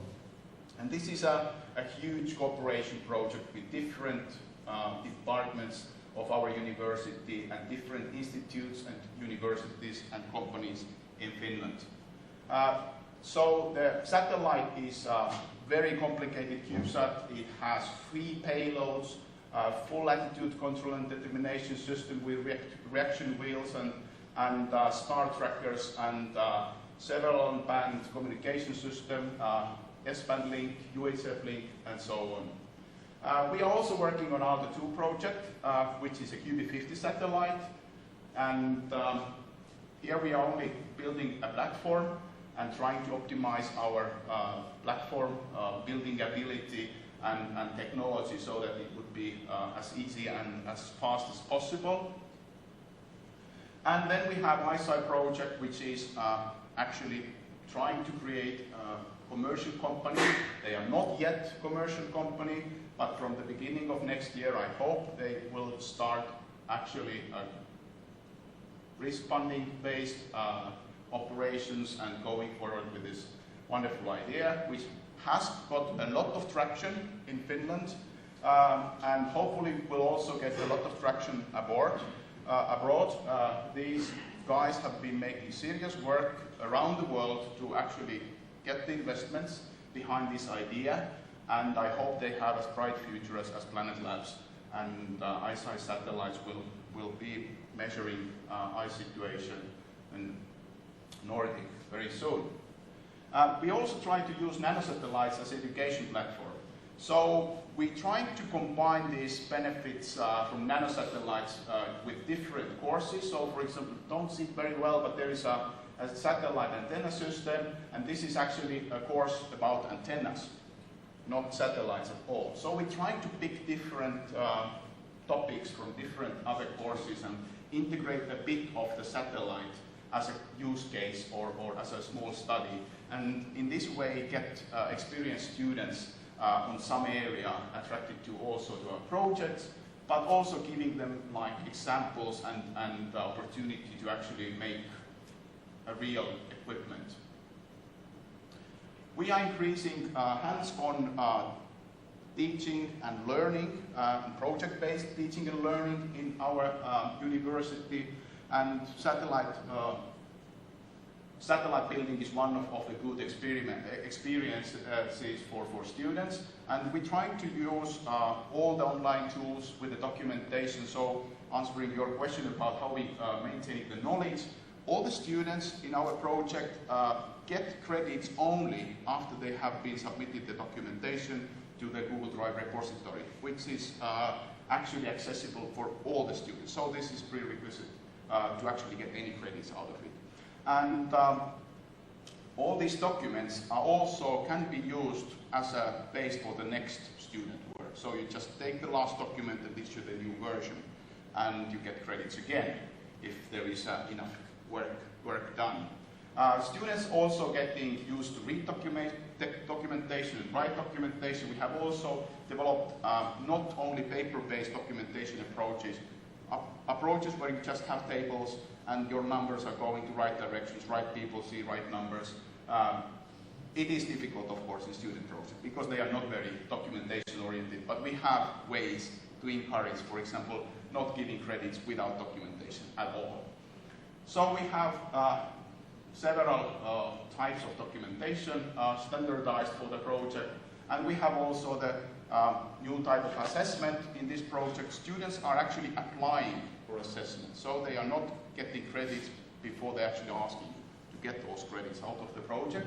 And they have to assess their work themselves, and they also put their work to the peer reviews, so they are getting feedback from their peers.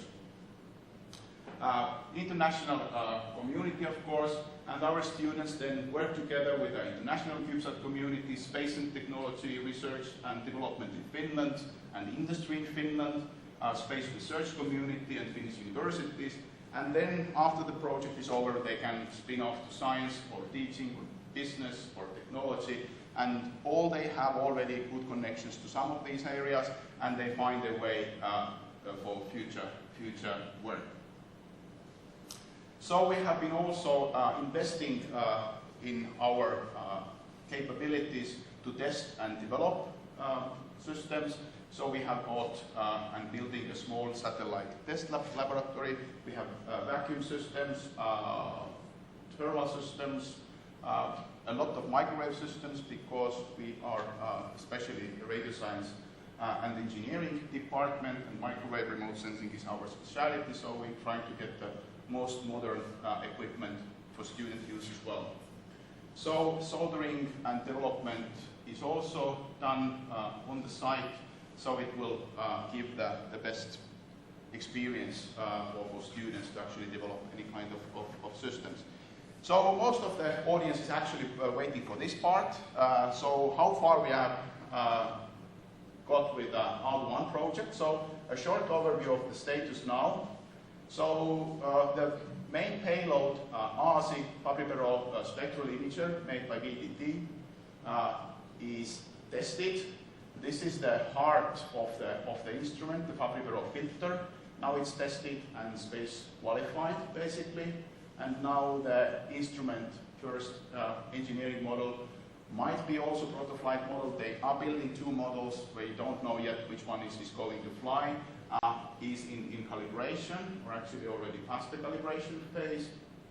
This is the engineering model of Radon radiation measurement instrument, built in Turku University and Helsinki University, with some participation of companies and FMI.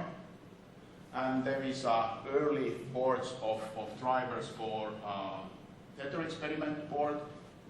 This is actually made here in Tartu Observatory, partly by the SCUB team. And this is the real motor by DLR, provided from FMI. FMI is Finnish Meteorological Institute, is the main contractor in the Tether experiment on our satellite, exactly the same way as it was in SCUB satellite. So this is the high voltage board. In the next version, we already have 1 kilovolt of high voltage on board of CubeSat. I don't know, has it been tested before on the board of CubeSat, so how high voltage is, but we have 1 kilovolt there, yes.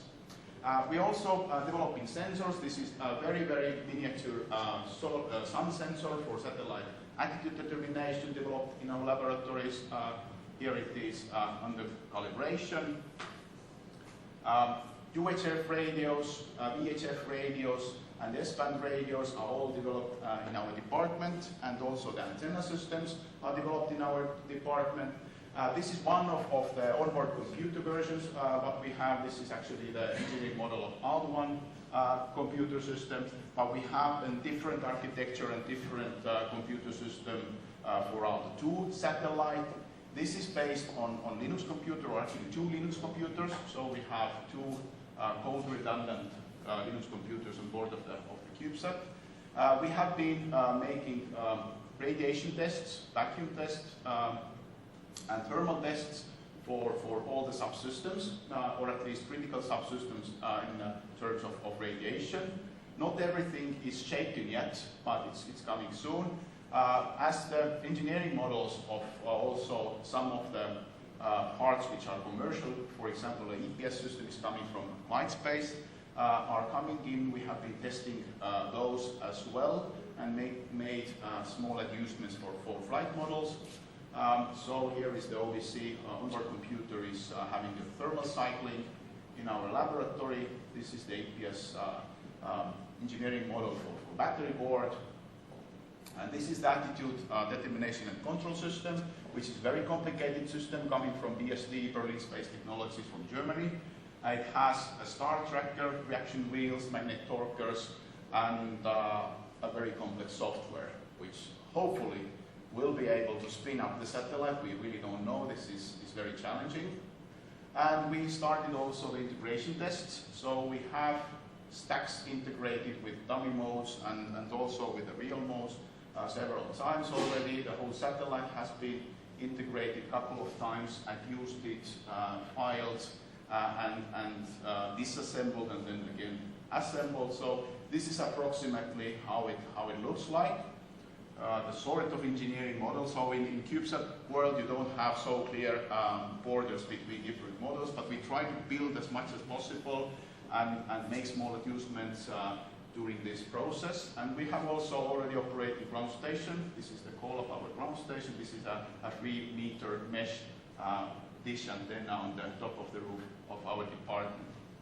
We have also quite a bit of activities in Aalto 2 and ISA project. So for ISI, for Aalto 2 project, we're developing a different onboard computer, which is using mostly a CAN bus and Texas Instruments Hercules family. Hopefully it will be more tolerant to errors, although this Linux computer passed radiation test quite well. There was no problems with this computer for radiation. We studying the different kind of small sensors from automotive industry, from mobile industry, to see what can be adapted to satellite building. And then ISI has been run the first test with the radars in summer, and actually this week and last week carried out already a flight campaign with our airplane for the synthetic aperture radar. And as I heard, they actually already got the first images from the radar. So additionally to that, we are also working with testing and standardization. There is activity in the world which is trying to actually issue an ISO standards for nanosatellites. So Japanese universities are taking the lead in this part, and we're trying to get our hands on also with the standardization processes, because we think that for industry in the future, it is important that in every country there is somebody who is actually who knows how these standards are built and how these standards are helping industry and what can you do with it. Outreach is also a very important part of our project. Our student numbers in space technology have been tripled during last four years. So outreach is one of the important areas, therefore. And here is ISI project is presenting the mock-up and also other satellite mock-ups to Finnish government. And this is the guy who is taking the Indian crew to Mars and not buying tickets back. And this is Onni, who actually came back to our exhibition and brought his own satellite. So yes, this is actually quite close to our mock-up version. So future directions, what we have, we think that after we have been finishing with platform, we're actually trying to go more to instruments and science. Because we are school, after all, we also issuing or giving PhD degrees, and for PhD you need measure, you need to have science, and you cannot get science out of CubeSats, just making platforms very much anymore, because it's already commercial. It's not only turning to commercial. So the platform is most probably not so important and interesting for us anymore, maybe as an educational platform. But we have topics like microwave remote sensing, which is very challenging because you don't have aperture, you have very small satellite. But for example, radio frequency interference could be measured with CubeSat platform. Space weather and ionosphere applications might be made very easy with this kind of small platform, and different kind of novel ideas what we have. And we're also trying to keep focus on spin-offs and entrepreneurship. because we think that this kind of drive to build satellites or build anything is actually needed to make our economy sort of running again. So, for conclusions, space education or space technology education is growing at the moment in Finland, and Aalto University has been taking the lead in this area. We are launching the new master's program in nano and radio sciences with a master or major in space science and technology 2015. AL1 is in integration and qualification phase, and AL1 is looking for launch opportunities. So we haven't signed the contract yet, but we are kind of targeting for next summer. Aalto 2 is, yes, it is in a development phase, and we are trying to get to integration phase as fast as possible. ISAR radar has been already demonstrated on board of an aircraft, and we have all 3 ideas on the table already and trying to go forward with this line as well. And this means that we're actually going towards the entire program, launch program. So in order to get the benefit out of these CubeSats, I believe we need to go to space fast. Next 5 years, maybe this boom lasts, and then it's commercial and saturated and not interesting anymore for a platform-wise. But science interest, of course, will remain. And if we have a grip on instrumentation and science, we can use this platform for making the better world and making the better science. So, thank you very much.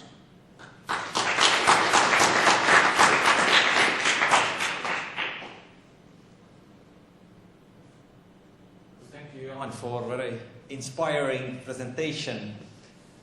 And your questions, please. Sorry for coming back on that. Can you just describe the function of the ISI system and the function of the radar? That's a bistatic radar or an altimeter? How does it work? It's an imaging synthetic aperture radar. It's an imaging synthetic aperture radar. Okay. And what frequency? X-band. Okay, thank you.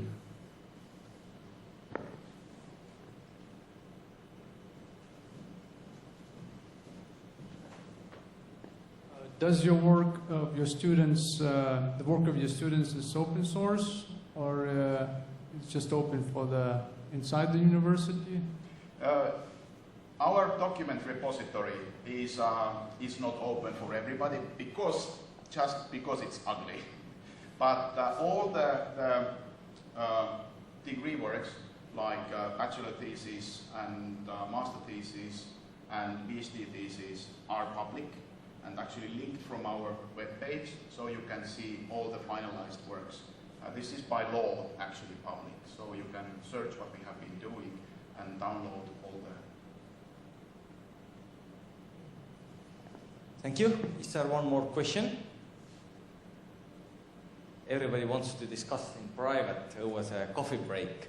So let's thank Jan once again. Welcome back everybody, and I see that a lot of people are still on their move upstairs, but people who arrived in time shouldn't suffer. So let's start, and I'm proud to present our first speaker, Dr. Martos Paudas from ESA, and I think you do your introduction best yourself. So thank you, and the floor is yours. So thank you very much for the invitation. I'm Martos Paudas, so I'm working in the Science and Robotic Exploration Directorate at ESA, and basically they're responsible for the technology preparation for the future missions. So I would like to start by telling you a little bit about our directorate. So it has 2 independent areas, which is the science missions, which we'll mostly talk about today, and the second part is robotic exploration, which is primarily dealing with exploration of Mars. This second program is an optional program, so not all member states have to subscribe to that, but the science program is a so-called mandatory program. That means that each member state who which is joining ESA, will have to contribute to the science program. The idea of this is that the science missions are always very driving missions. They are very complicated missions. They belong really clearly to the most complicated missions flown in terms of technical complexity, requirements of the payload, because they have to cover a very broad range of sciences, of exploring the Earth, the planets, doing astrophysics. So simply it's a very wide area that has to be covered. And Europe, in fact, has joined forces in establishing ESA also in terms of being able to compete really with the other large spacefaring nations in exploring space. The funding of ESA is about 4,000 million a year, so it's a significant amount of money. And here the fraction of the science program is about 12%, so we have about 500 million euros per year. And you say here, so the cooperating states, where also Estonia falls in there, is a very much smaller fraction. And what you also can see is that this is comparable to, say, the other programs. It's a significant part of the pie.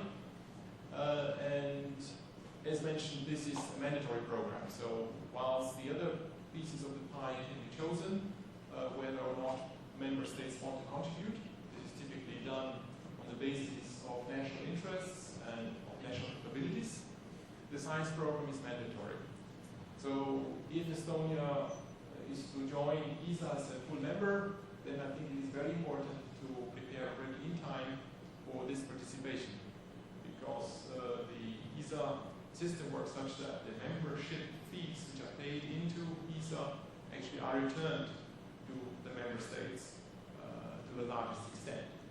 So these 500 millions are paid in to ESA, and about 400 millions actually are then used in industry, in the member states, to actually create this spacecraft. So the science program of ESA is established by consulting the European science community and identifying the priorities that exist. And in fact, this was done in 2007 or 2005, and it was completed then a bit later. So this Cosmic Vision science program, which has 4 questions which guide the individual missions that are then implemented. And they start basically with the question of how actually are the conditions for a planetary system to be formed. And this also then extends of how the solar system actually works. This is also important now in terms of understanding also life outside our solar system. So exoplanets, a very hot topic at the moment. The science program also addresses more fundamental questions of actually how the laws of the universe actually work. So understanding really in depth what the natural the laws of the universe are. And we would like also to understand, of course, what is the origin of the universe and how does it evolve, understanding also the question of dark matter, dark energy, and so on, which very often has significant contributions from space missions. These space missions are quite diverse. So here is a fleet of missions where ESA is involved or leading in terms of planetary science and solar science, and also the ionosphere around our Earth. So the mission we are currently building is JUICE. This will be the Jovian Icy Moon Explorer. We have an orbiter around Venus at the moment. We have an orbiter for the Mercury, exploration of Mercury, currently under test at ESTEC in Holland. We have Solar Orbiter also being prepared for launch in a few years to explore the sun from close by and try to actually fly with the rotation of the sun as much as possible. We have an orbiter around Mars with these very nice 3D images, which of course have entered the public domain quite nicely.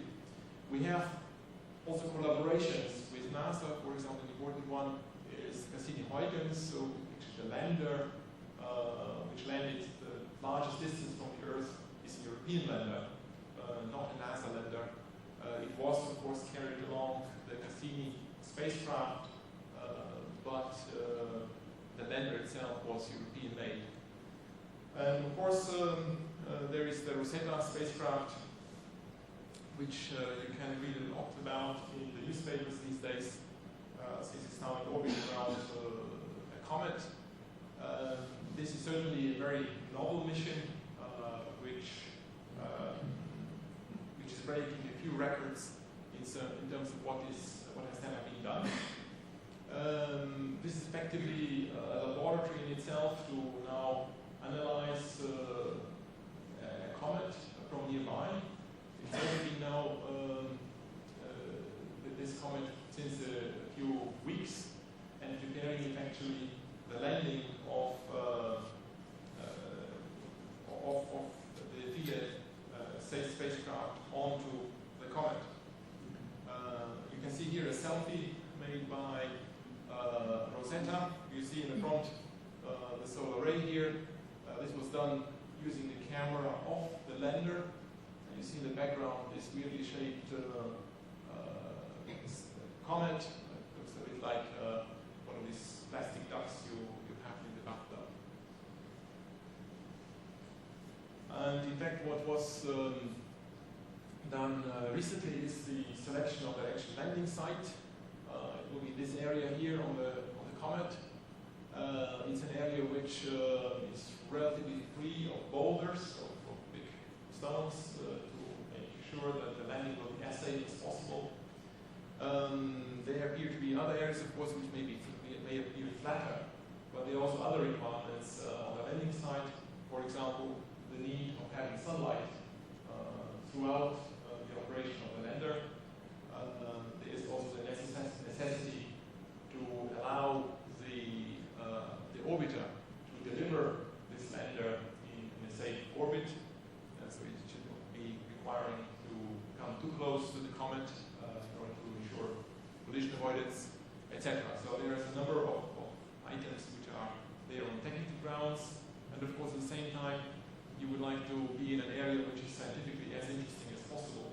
You would like to be in an area where you could start to see plumes coming out once the comet comes closer to the sun. There's also another fleet of spacecraft which is currently in operation or in construction, which is there to observe the universe. So maybe a very big one to be mentioned is Herschel. This is actually the largest telescope in space. It's a 3.5 meter diameter telescope. It's significantly larger than the optics of the Hubble Space Telescope. It's additionally a cryogenic telescope, so it has to operate at a few 10 degrees above absolute zero. Europe is contributing to the JWST, the next generation space telescope, quite significantly. Our budget contribution from ESA is of course not fully matching the investment by NASA. However, of the 4 instruments on board, 2 are built in Europe. It's a very significant contribution, and these 2 instruments are built in different ways. One is basically led more or less by ESA, the other one is only coordinated by ESA. Both are very novel type of instruments, which actually allow this 6-meter telescope to really produce very impressive science as it is expected once it's launched. Gaia is a spacecraft we just started operation. It's doing astrometry. It's an area where Europe has significant heritage, so the determination of the precise positions of stars. And Gaia is also basically a billion-star observer, so it will be mapping about a billion stars of our galaxy. This will be done with precision, which will allow the identification of many exoplanets simply by observing how these stars move. It will be possible to determine that they must be orbited by planets. It already started to discover many supernovae in the universe, so since the background data, so to speak, is extending much beyond the stars of our galaxy, but it observes at a regular interval the complete sky. You can see changes on the sky and therefore detect such phenomena like supernovae, which actually allows you then to understand also the further extent of the universe. I don't have time today to go through all the missions, but as you can see, they have really individual areas where they work on. Maybe the last one to briefly discuss would be here Planck, which is currently still operating and is actually observing the earliest signals from the universe, basically from the background radiation of the universe, which is extremely important to understand how our universe came to be. So the Herschel Observatory, you see here an artist's impression of the spacecraft. This is about the size of the bus you arrived today to this place. So the mirror diameter is, as I said, 3.5 meters.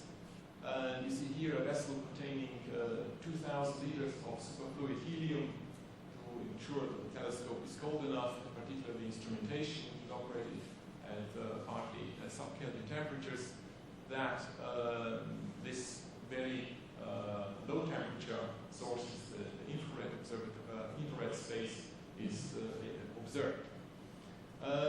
This telescope is made of silicon carbide. This is a novel material which in fact has been pioneered in Europe. It was a candidate also for JWST, for the next generation Hubble, so to speak. This would have been the material Europe would have chosen. The United States have more experience with beryllium. This is why that material was finally chosen. However, silicon carbide offers to build very large, high-precision optical systems like the Herschel telescope, which would not be possible with any other material currently known. So this required a significant investment in Europe, a significant preparation, which took I would say even several decades to bring this material to the maturity that you need to be able to build such a telescope. The same technology also is being used for the Gaia spacecraft, where you have basically an extremely stable platform on which you have to mount 2 telescopes which observe the sky at the same time at an angle, and with the rotation that you can determine the position of the stars with respect to each other on the complete sky. So you have an equation of millions of stars which you have to resolve with millions of observations you have from these stars. So technology preparation is an essential ingredient to actually make possible such cutting-edge missions. With these cutting-edge missions, we are really producing really top-level science on a global context. So you have seen very many of these images on the internet, I'm sure, which basically, by observing the infrared sky, you are observing stars as they are born, effectively, in the nebula, in mainly our galaxy, but that extends also to other parts of the universe.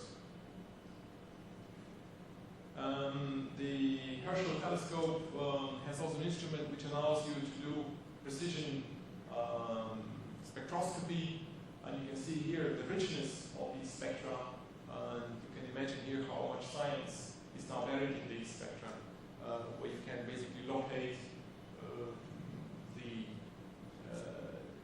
very many different molecules in the universe, different parts of the universe, of our galaxy particularly, at a very high precision. So you can really do quantitative analysis here of of a lot of chemicals in space, which is of course a very important ingredient to understanding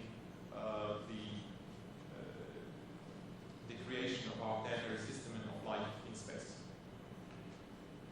Now, how are missions actually selected on the program? Some of the 4 questions that were identified by European Science as being the key questions which European Science would like to address in the next decade or 2. These missions are selected by open calls to the science community in Europe. And the first call of this series was in 2007, which was calling for for 2 missions of medium class. So these medium class missions correspond to roughly 1 annual budget cost to ESA. So it means about 500 million euros cost contribution from ESA. Additionally to that, you have contribution by the member states in the form of contributing instruments to these missions. So it's really an international collaboration in order to be able to do these very demanding, cutting-edge missions. And the first L-class mission was called at that time. These large class missions correspond to about twice the annual budget of the science program. So they're roughly a million class science missions. These are really trendsetters. These are the flagship missions of the science program. So you see that at regular intervals, typically every 2 to 3 years, there is such a call. And for missions, the newly introduced class of S of small missions started in 2012. These small missions have a rather limited contribution from the science program, about 50 million. And the residual of the mission, typically the majority, is then funded by member states. So this is kind of the smallest missions that we do. So we do not have small sats, CubeSats, etc. in the science program because simply what the task of the mandatory science program is to ensure that those missions can be built by Europe as a whole, which cannot be built by individual member states. So it is just by principle the idea to actually have joint missions where everybody contributes to his abilities to the mission. By being a mandatory program, everybody actually has to contribute. So it is one of the duties of the agency to ensure that the return flows back into all the member states. The first L-class missions now selected is JUICE, as I mentioned, this Jovian Explorer. The second large class mission was now also selected, which is the Athena X-ray Observatory. This is again an area where Europe has a significant heritage, the observation of the high energy universe. That means the universe which is at millions of degrees centigrade, contrary to say the thousands of degrees which we can observe with our eyes.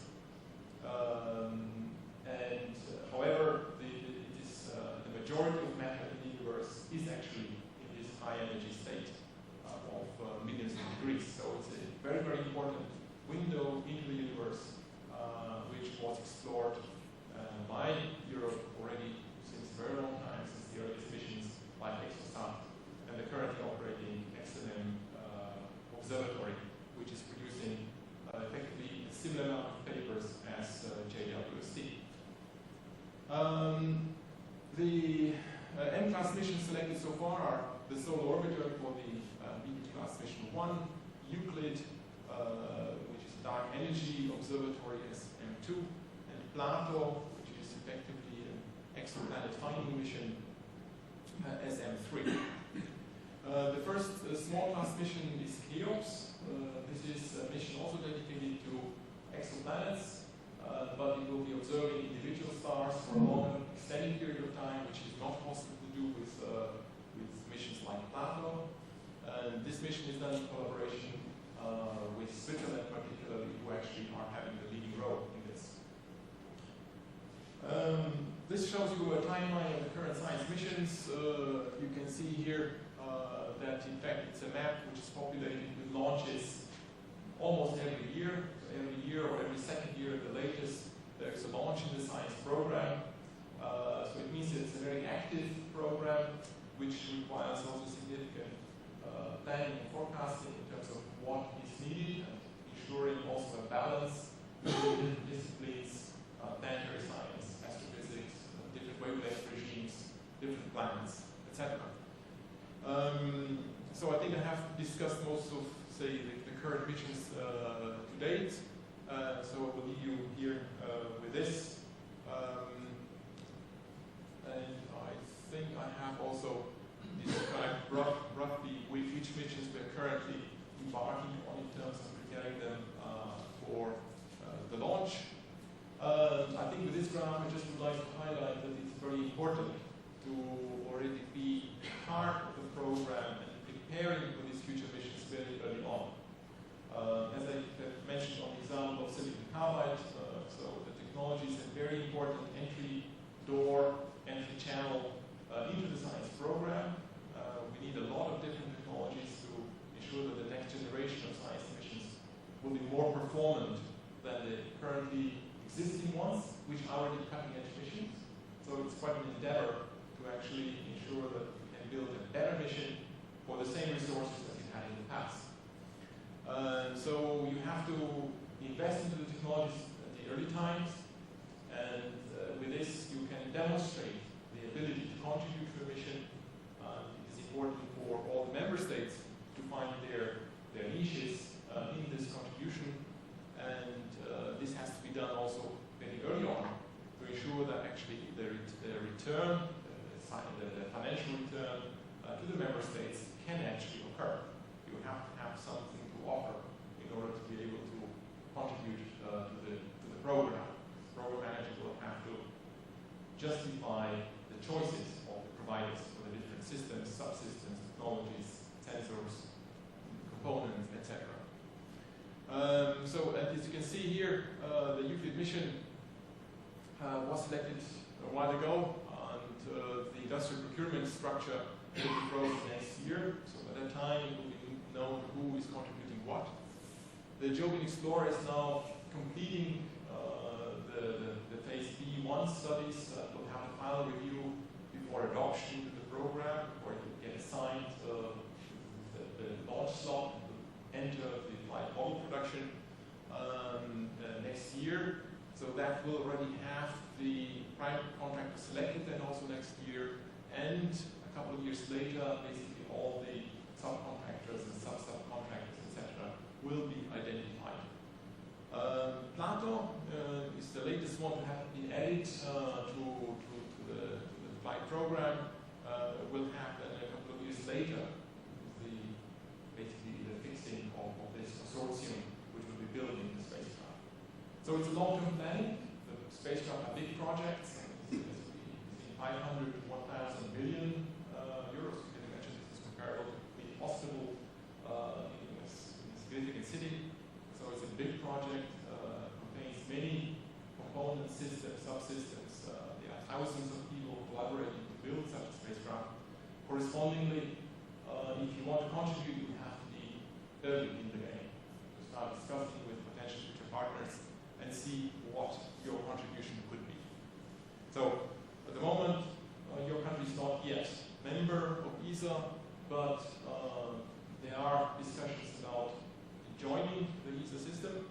It will be important, therefore, to already now start thinking, if you become member, what would be your contributions or potential contributions?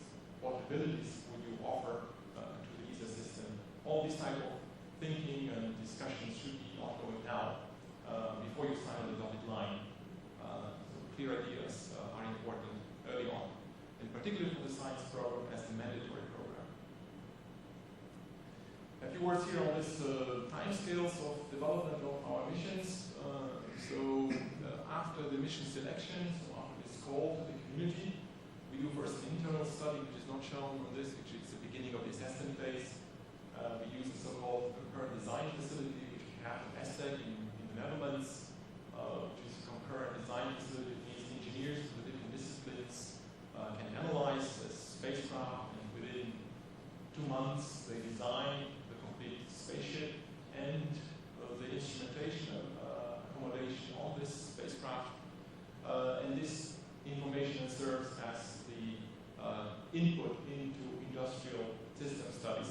we then do in about 2 years in industry. These usually are competing on several levels. So we have usually a competition with several missions. Like for example, the M3 mission candidate, we have 5 candidates being studied by ESA and by the member states in terms of the payload. And only one was selected, Plato, at the end. So this is one area of competition in terms of which mission will fly. And secondly, the competition is also in industry. We do not like to preempt who will be actually constructing, building this spacecraft. So we usually have 2 competitors designing the spacecraft in this assessment phase. After this couple of years, we have then the down selection. So that means that the mission selected which is supposed to fly and goes into the detailed design phase, the phase A in particular B1, which is the detailed design of the mission, which finalizes the system requirements review.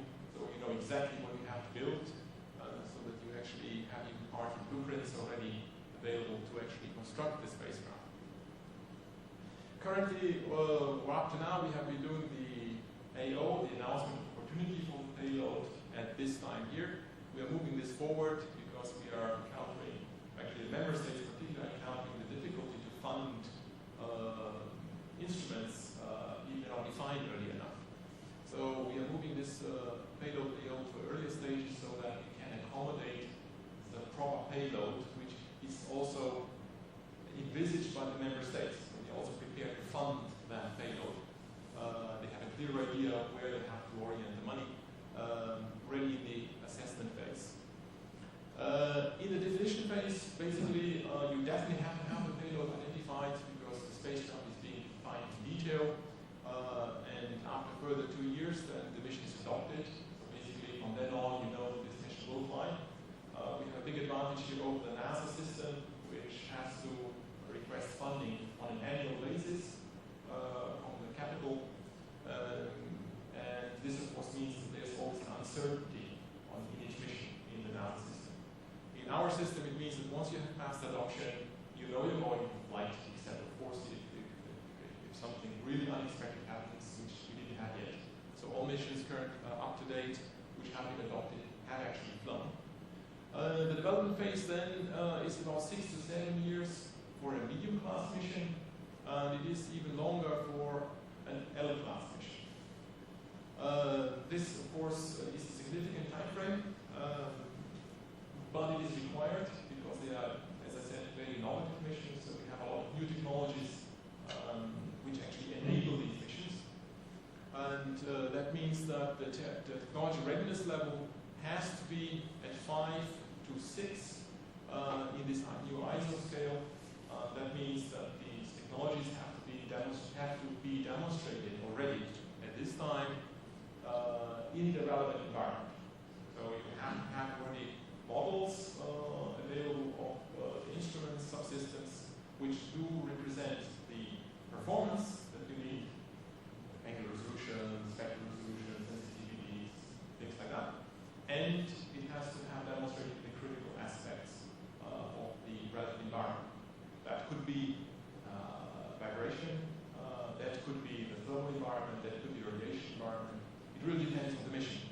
For example, the Jovian Explorer in principle has no particular requirements on known cameras or known instruments, but it has a significant challenge in terms of facing the harsh radioactive environment of the Jovian system with its huge magnetic field.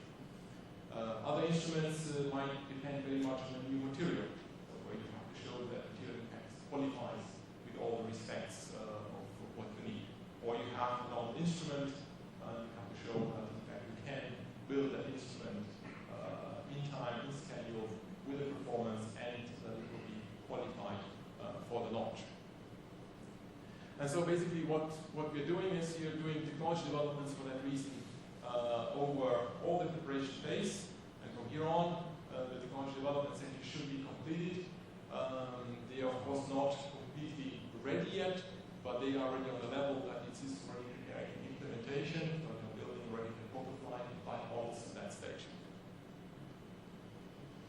So this just explains the TRL levels. I won't go into details, so just repetition here. So basically you have to have demonstrated the functional and environmental capability.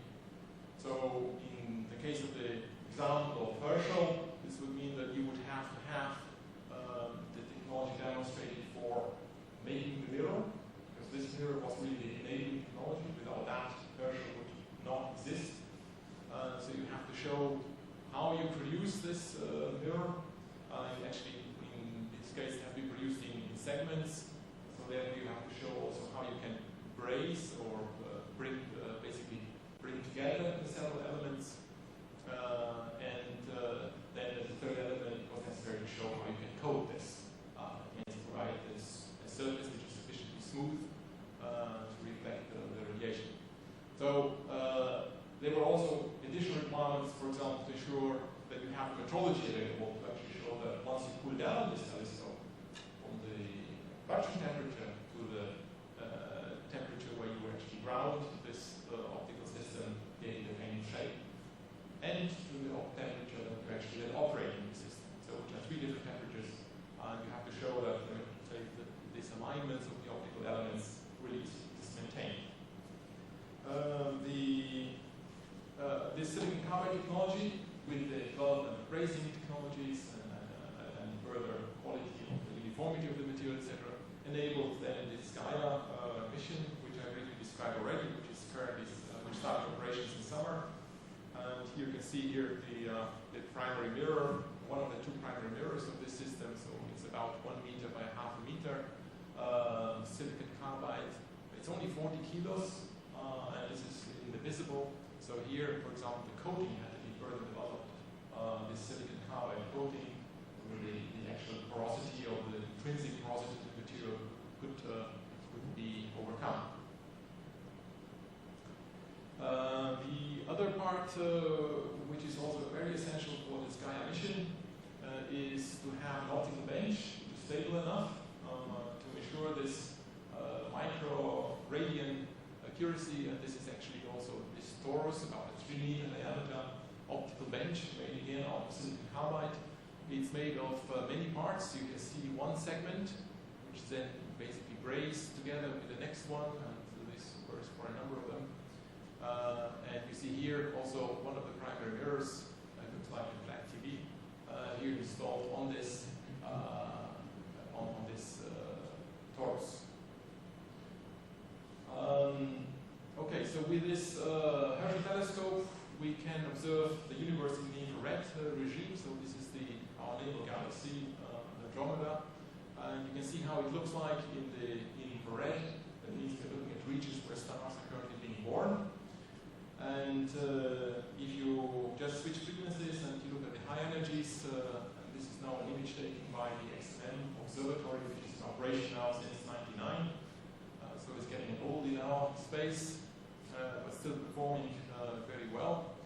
Here we can see now the same galaxy observed at temperatures of millions of degrees. And what we see here now is actually the stars at the end of their lives. So it is quite different science we can do with these two missions. And by combining these different windows to the universe, we can really understand what is happening and understand the physics of the evolution of the universe. So this second image was taken by this XMM observatory, which is even larger than Herschel. So it's quite a large bus size. It has about 20 meter distance here along the wings of the solar rays. And actually it carries 3 telescopes which observe the sky in energies between 100 and 10,000 electron volts. So it's much higher energies than visible. And also this mission was actually enabled by the development of the new optics technology. And this was the technology of the nickel mirrors. So this is replicated mirrors. We have about 70 mirrors basically inside each other like a Russian doll in order to ensure that we have sufficiently dented area. The X-rays can only be reflected at very shallow incidence angles, typically half a degree. And so 3 of these modules had to be built. So correspondingly, it was important to demonstrate in the technology program that you can build these mirrors to the accuracy, the angular resolution required, at the cost that you can afford. In fact, for Athena, we will need to have, again, a new technology for the optics. So this is the XML technology, which was much more performant in terms of effective area you get per kilogram of optics. The American mission flying at the moment is using polished ceramics, glass ceramics. Here, and you can see here it's 1 meter diameter mirror, but the mirrors are about 2 centimeters thick and correspondingly heavy, whilst here for XML Newton, the thickness could be reduced about a couple of millimeters, or 1 millimeter for the inner shells. But this still would be too heavy to embark on a mission which has to go to the Lagrangian point 2 and has to increase the effective area over that from XML by a factor, and 5 times large effective area with a lower mass, and that means we need a new technology. In fact, this came to fruition after about 10 years of development, that a new optics technology was developed here, and the interesting aspect of this technology is also that actually it spins in technological elements of the ground industry, particularly the electronics, semiconductor industry. So the spin-in of the equipment being used, materials produced like precision wafers, processes developed for the semiconductor industry, where billions, hundreds of billions are being invested per year in the semiconductor industry to actually develop those tools, and amounts we could never afford for the space segment. But using them in a clever way, it was possible to actually create now a new technology here, the silicon for optics, which became now the baseline and the enabler of the Athena mission. We have another optics technology which we also developed in the past, which is even lighter, but it does not perform to the same angular resolution, but was an enabler for having the first X-ray telescope on board a planetary mission. And the baby Columbus spacecraft will carry such a telescope with it, about 20 centimeter, which will actually observe and map the surface of Mercury in terms of elemental composition. So the technology developments are very important for that reason, and we in fact are investing significant funding into this. The majority of the funding comes from the science budget. It's a core technology program, and we invest typically about 18 to 20 million per year in that. In total, together with the technology research program, which Heidi will be talking in the next talk. So this is about 2/3 CTP and 1/3 TRP. Both are mandatory programs. So the science program is mandatory, as I mentioned, but also the TRP is another element which all member states automatically have to subscribe to.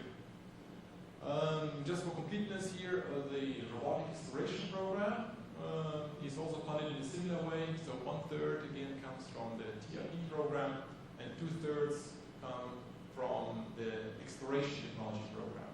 So that part is then funded by the member states who are interested in doing robotic exploration. The typical distinction between the TRP and our programs is that the TRP is limited to technology readiness level 3, and the core technology program as well as the exploration technology program then continues the technology readiness to the level which means the adoption of the mission. That means about TRL 6. From then on, the programs themselves pay for the further developments. Very important is to note that the technology developments are very much focused. So we really have to focus on the technologies that are required for the missions. So it's a mission-focused program, and these plans are correspondingly updated on an annual basis, reflecting any developments on the science program. So missions being selected into the science program, or missions no longer being considered for flight because of deselection. We do, however, maintain a small part of this technology program for generic developments which are not yet required for identified missions, but which we as the science advisory structure, the science community of Europe considers as very important elements where Europe should invest time on European Space Agency. So that's also a very important part. Maybe about 10% of that program is spent on those. In order to give you an idea of the more detailed idea, if you're interested about what are we doing in technologies, then I would recommend you visit this website here. You can just also Google Cosmic Vision Technology Development Plan ESA, and you will get this very as one of the first hits. So this is actually a white paper copy of the document which is given to our program board for approval. The program board agreed that we are allowed to put out a white paper copy of it. Normally this document is owned by the program board, but because it contains so much valuable information to the member states to know what actually are we working on, this plan is just put on the web as an open access document. We have the reference of the document removed, so you cannot do any claim on this document, but it effectively is a one-to-one copy of what is approved in terms of technology preparation program. Thank you.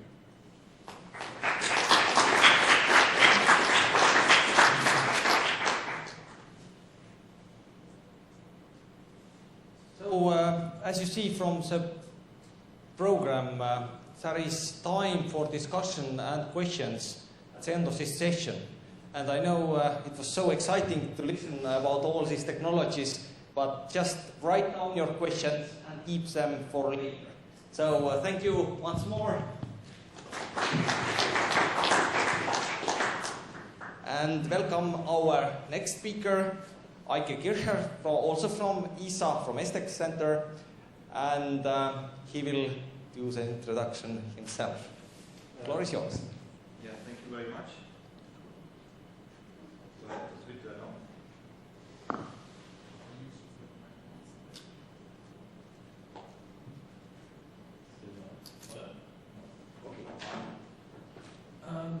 Yeah,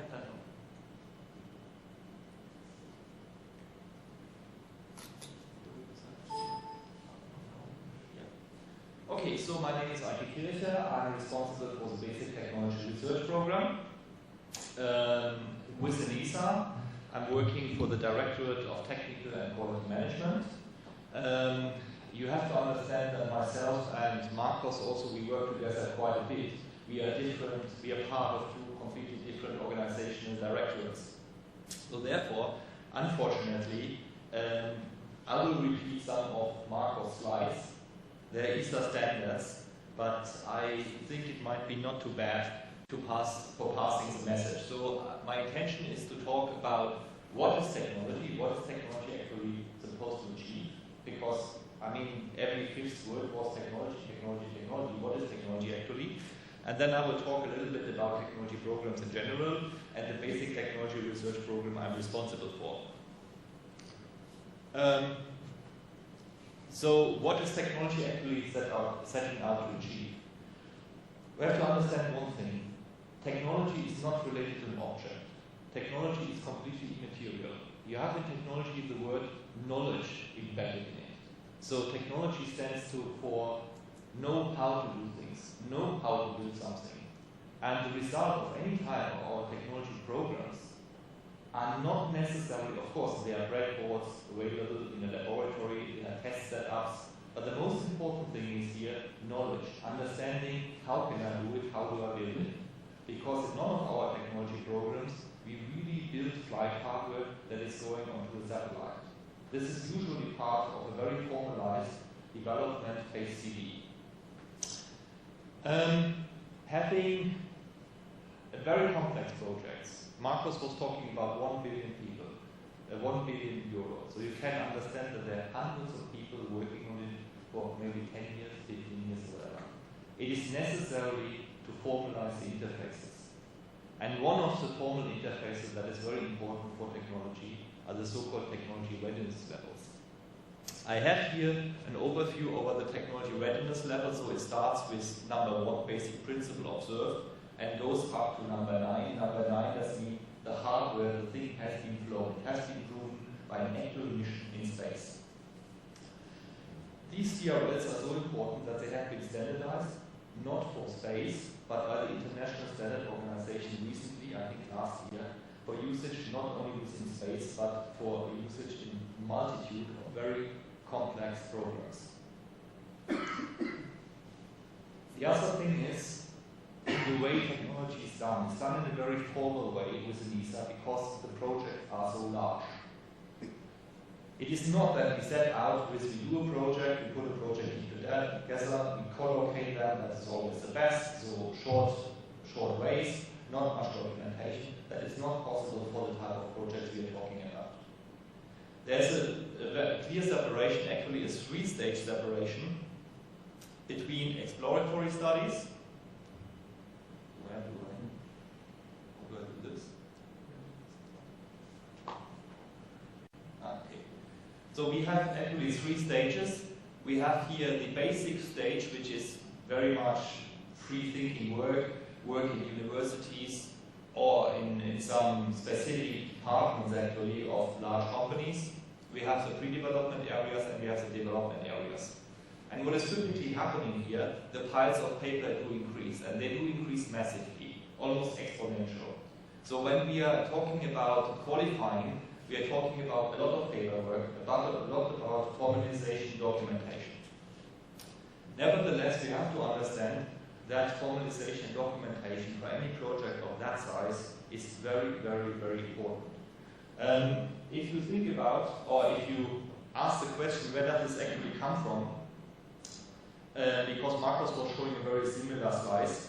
This is, of course, taken from one of our newcomers' education. Because when you join ESA, you have to do certain courses where you're being told certain tools, certain processes. This is actually codified in a standard, the ECSS standard, European Corporation for Space Standardization. This is a lot of paper that also includes, for instance, how do I solve that correctly, how do I take the right components, and that specific one is only related to project phasing and project planning. Why we do that, we see here. This is a chart taken from NASA showing the cost overruns on individual projects. And what you see here is the less you invest in the early phases, the less you start thinking about, that is here, if you don't think about it, you start directly to build it, you will most likely end up with a project costing 2 or 3 times as much as a project where you have invested quite some money in preparation, in pre-development work into technology programs. So, as I said, we have here the basic technology research program, that is the one I'm responsible for, a preparatory technology and support technology program that is mostly adapted to the need. Marcos is responsible for the one for the scientific missions, there's also one for the Earth observation missions, one for human spaceflight and so on. And when that is handed over, the technology is supposed to be in a certain TRL stage. For the TRP, it usually ends up with a breadboard, so level 3 to 4. For the CTP, we are already talking about being demonstrated in a relevant environment. In a vacuum chamber, with a little bit radiation, not necessarily as a fixed product, but being able to demonstrate that it can be actually used on it. And then a project team takes over, and you have then, for instance, flight readiness reviews and stuff like that. You also have to understand that the people are very different. The pre-development people are different from the actual project people. When a project team is being built up, it seldom contains people that come out of the pre-development area. So these things need to be codified, needs to be documented, that people that come newly in are able to capture it and to develop it without having to spend 1-2 years learning it what the rest has done before. We also have 10 years here of project development, so people come in, people leave. Having said that, I would like to come back to describe a little bit more the programmatic structure of that. We divide between mandatory and optional programs. Marcos has explained that already. In terms of technology, we only have 3 mandatory technology programs. that are the basic core technology, the basic technology research program, the European Components Initiative, and the CTP. Where is it here? Ah, yeah, there. The Science Core Technology Program. These are the three mandatory programs. When you're a member of ESA, you have to contribute to those programs. Apart from that, we have many optional programs. The optional programs are usually application specific.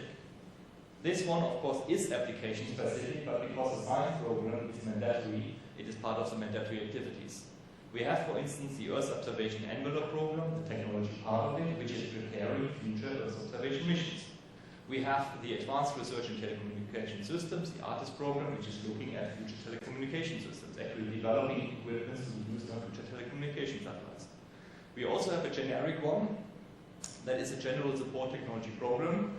So that again is optional. Well, you want to develop equipment, you put money into the program, you subscribe to certain developments, you can decide whether it is equipment for Earth observation, equipment for telecommunication, and then you develop it up to level 5, where you can integrate it in a project.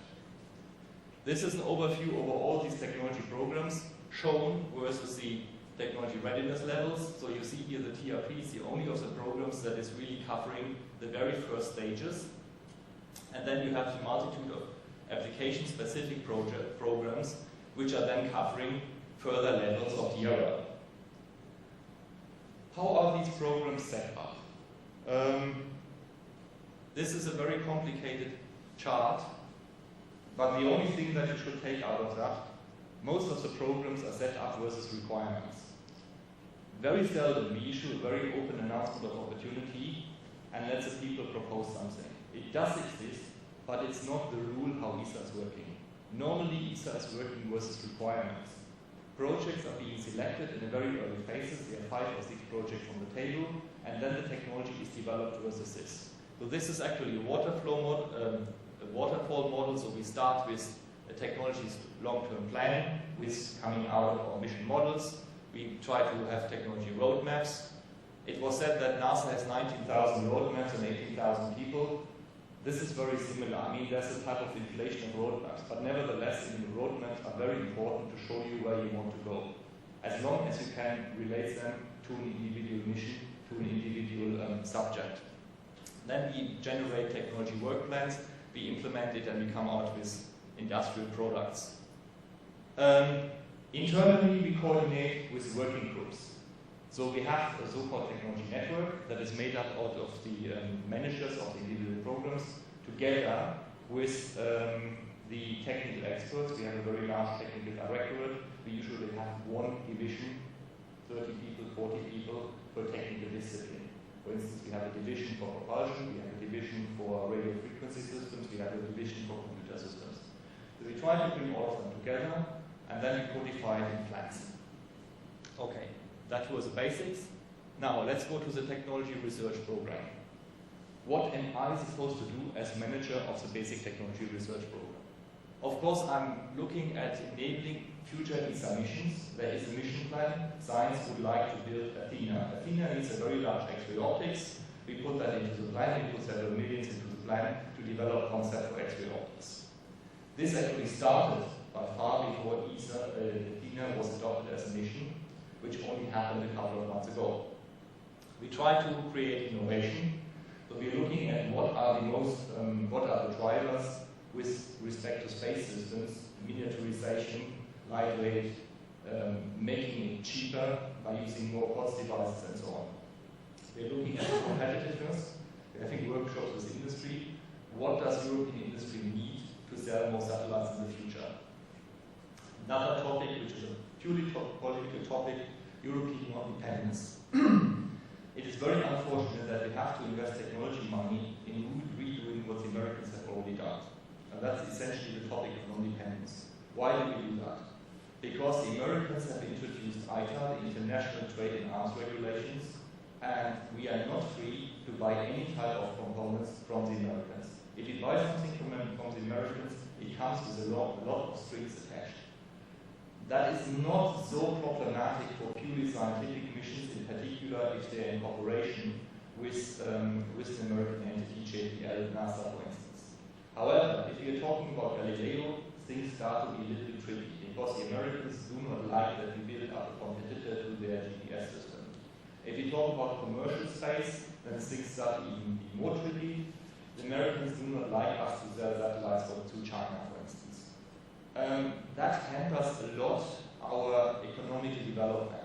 So therefore, one of the major pillars of ESA and also of the EU is non-dependence. Non-dependence extending as far as non-dependence in being able to make your own political decisions. We cannot recreate everything the Americans have. The Americans have 5, 6, 10 times as much budget.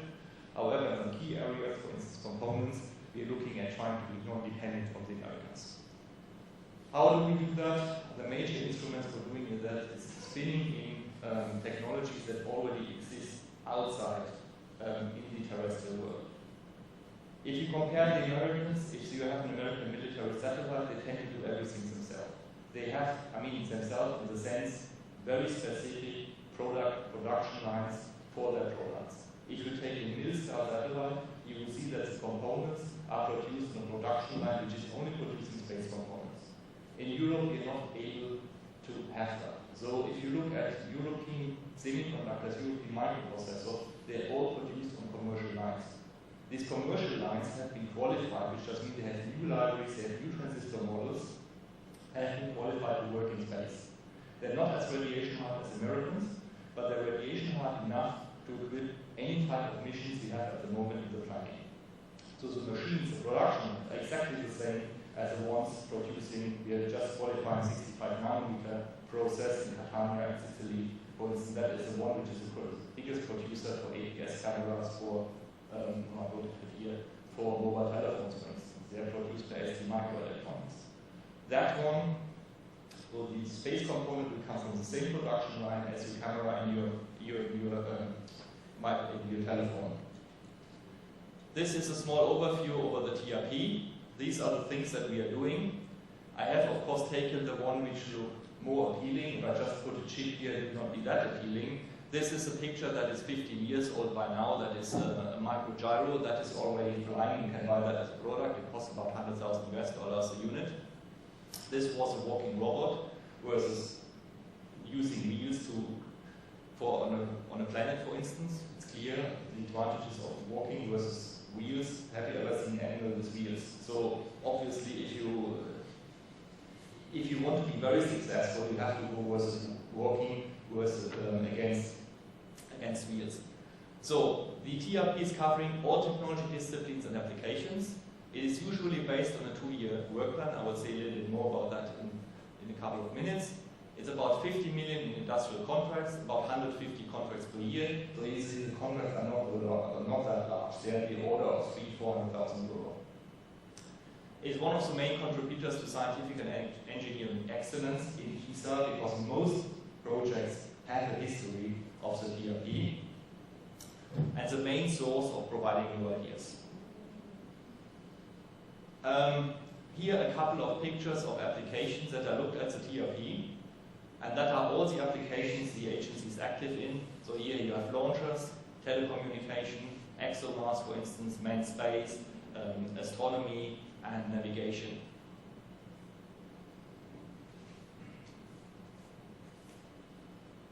Some further nice pictures of developments of the past year. So this is, for instance, a miniaturized sunset. So I have to say that all these pictures are now 5 to 6 years old. I should replace it with some newer pictures, but nevertheless they're still quite nice.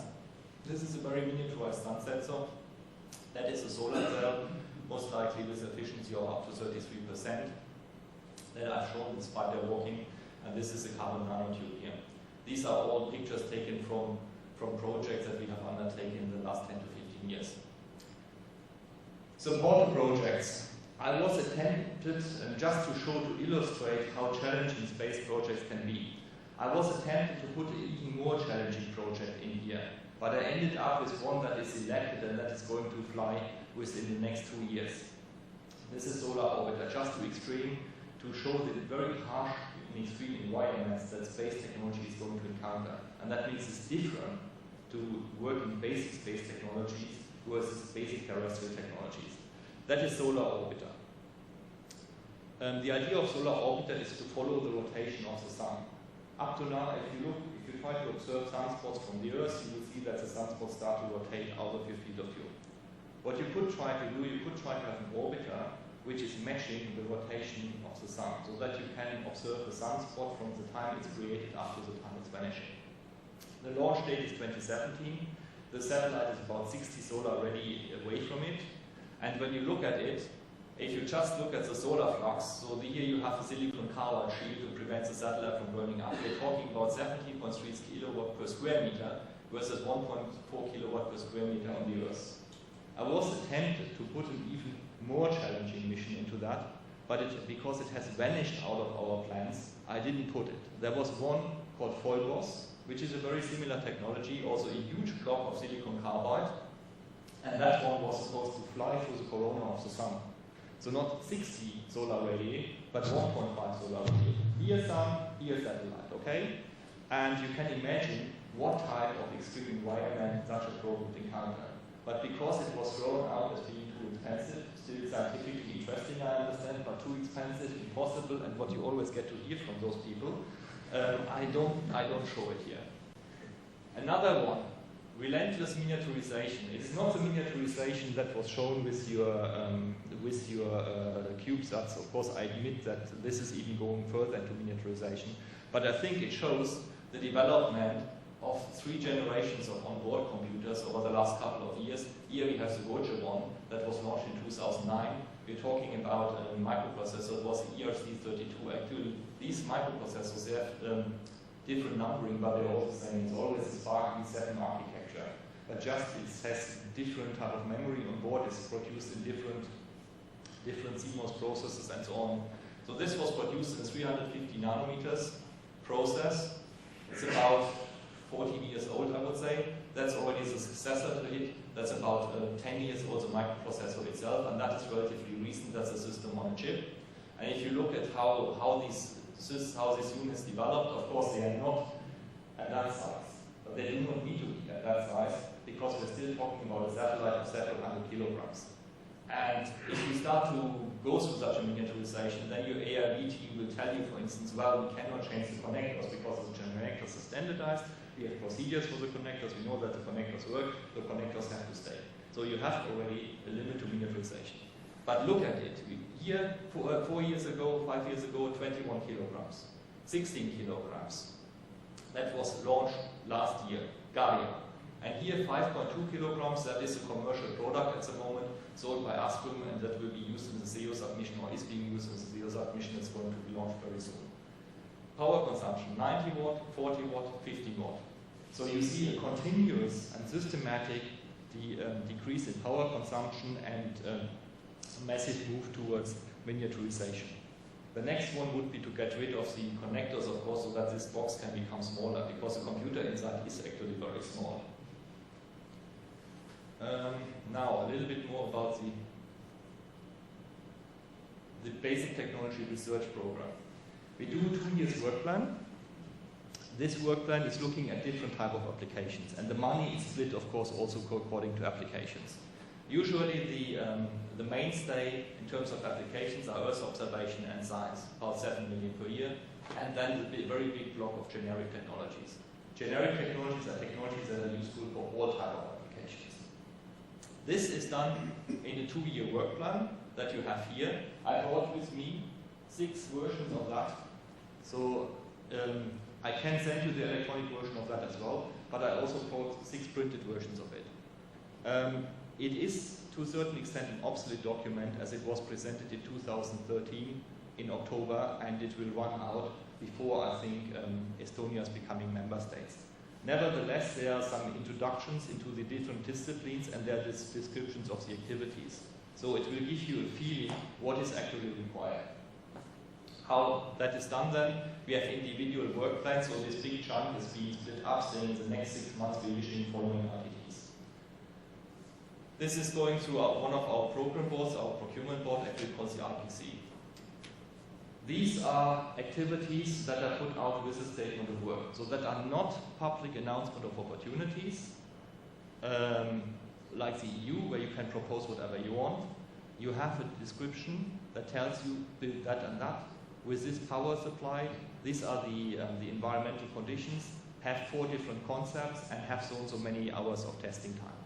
It's being put out in open competition. 80% of what the TRP is doing is being put out in open competition. They usually, now that, let's say up to 8, doesn't mean usually, but the highest number of bidders I have seen were, I think, above 12. 8 are not unusual, and at least 3 to 4 are quite normal. There is an advantage in respect of being smaller or being a university. Some of those procurements are restricted to SMEs and universities as R&D entities, also includes research centers. This is, for instance, a non-prime, so ASTRI and Thales, very big space primes are excluded from bidding.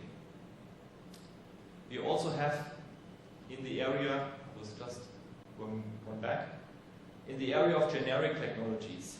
There are technologies by disciplines, but there are also technologies which are bundled for applications that are necessary for all types of space applications. So we have done development of new avionics in the past, or one example that I would like to show that has been mentioned already, the Clean Space Initiative. That is this one here. We have a specific work plan for clean space. Why is that important? For 2 reasons. We are facing with REACH the risk that many of the materials that we're using will become obsolete or respectively will be forbidden, because many of those are very poisonous materials. Think about hydrogen. Hydrogen is very poisonous to work with. So in the future we will face the challenge that some of the stuff that we've been relying on these 20 years we will not be allowed to use any longer. That we have to circumvent, to work around. And the other one is a problem of batteries in orbit. We have sent up many satellites, they are piling up in orbit. We have to think about how to prevent in the future that piling up. This does not necessarily mean that we bring them down, that is one option, but we are also talking about what can we do with satellites that we are launching now. How can we make sure that they will burn up, for instance? So how can we have tanks that burn up in the atmosphere? Does a tank need to be made from titanium, which doesn't mean that the likelihood that it will hit the Earth is relatively big? Can we make it from a different material that definitely burns up in the atmosphere? So there are several objectives. As I said, one is to try to destroy the satellites really in the atmosphere, trying to build it that it burns up in the atmosphere, that nothing moves down. Can debris be caught? Is that possible? Is it possible to actually catch something and to bring it down? This is very much science fiction, I have to say. I don't think that we will ever, we are looking at it at the moment, but the likelihood that we will ever see missions dedicated to bringing that down satellites is not so high. This is more likely the way to the future. If a satellite is at the end of its life, before it's failing, try to de-orbit it in a controlled way. This I was talking about, we risk the problem of that several materials will become obsolete because REACH will ban them. And the other one is to look at monitor legislation in terms of the footprint. What is the footprint from starting to design a satellite up to the time when it's burning up? How can I minimize the use of resources for the whole thing? So that is one area where we have a specific work plan. We have a number of activities concerning that. I was saying that usually we work according to statement of work. This is not completely true. Within the TRP in the last years there was the need to be more open to ideas. So we have one area which we call the Innovation Triangle Initiative, that is a permanently open initiative. There proposers from ESA member states, I have to say, can get between 50, 100, 150,000 euro, depending on the size of the team, if there's a user inside or so on. That is on the website. I don't have the website on here, but these are the 3 levels of contracting, 50, 100, 150,000, as I said, with the customer. That is completely open, it's permanently open, it's completely electronic. There's a TEB taking place depending on the number of proposals, sometimes twice per year, and small contracts are awarded to that to get in new ideas. We also have another one that is more looking at research centers. This is called the Star Tiger Initiative. It's much larger. We're talking about 1 million euro, between 800,000 and 1 million euro. The idea here is to bring in particular research centers to work together. And the main principle is the principle of collocation. Because if you want to be innovative, and that I think was illustrated quite well early on, if you have to be innovative, physically the distances have to be very short. And the formal interfaces need absolutely to be minimized. Well, we are a space agency and not a university, so we can only do that up to a certain extent, and we need to be able to justify to spending taxpayers' money on it. But that is one way of us to deal with it. We invite research centers primarily to offer themselves to host such an activity up to 8 months, to host a small team up to 10 people. They are free in doing that, but they should not do it by themselves. So one of the requirements is, of course, partnering. They have to come with a number of partners. There has to be an agreement that priority access is given to that department, to that team. We do not want to have a team sitting in a research center and then not being able to use the labs. What you can do with collocation, what you can do if you have students, and most of them are actually postdocs, if you have postdocs in one place, it's quite surprising. I'm not saying that this is intentional exploitation, but they tend to work more and to develop more ideas in such an environment. We have done that 6 times. I have in that one, because in the older slide, only 2 that were done previously, but since 2009 we have done one every year, and I have to say the results that come out of it are quite surprising. What you see here is the 2009 one. So there you see the actual testing of the device, that is this formation flying coronagraph at the astrophysical laboratory in Marseille. What you have here is actually what led them to the Proba 3 formation flying demonstration mission. There's been another one for an autonomous rover 3 years ago in the United Kingdom, and the software that was developed for the autonomy on the rover is most likely going onto the ExoMars 2018 mission. So yes, within such an environment, you can indeed develop things that are picked up by missions. Also, we do not require that this is specifically developed for a mission. That one, by the way, is the oldest one. That was a development, this is 12 years old now, that was a development of a sub-millimeter wave camera, originally for astronomical purposes, but when we did that, the 2001 attacks on the World Trade Center took place, and this camera, for instance, you find nowadays in almost every airport. I'm not saying that all of them are based on the patents of that. There's only one company that is using the patents that came out of this activity, and the others did it by themselves.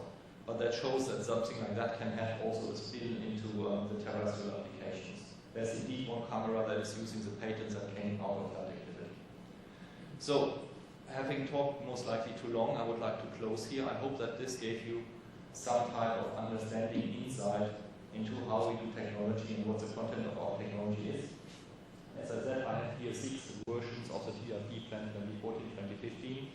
I can send you an electronic one. Otherwise, please pick up one here. So thank you very much. Thank you, Aike. And again, questions will follow later. But now I'm going to present a man with very fancy title, Heikki Sipilä, Finnish space pioneer. So I will introduce you deeply myself. Yes, please. Okay.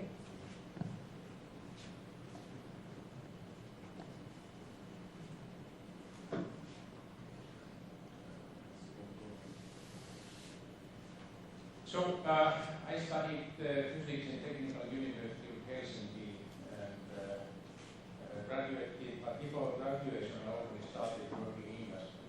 And I went to work in a big mining and metallurgical company, Outokumpu, and they had excellent research laboratory.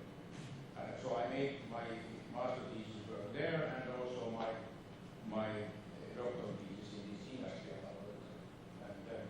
And I regarded myself their physicist who is applying nuclear methods for mining and metallurgical problems, and we developed analyzers for process control based on X-rays and gamma rays and neutrons.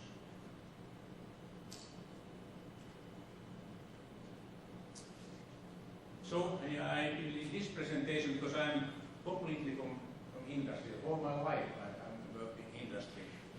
So I will try to explain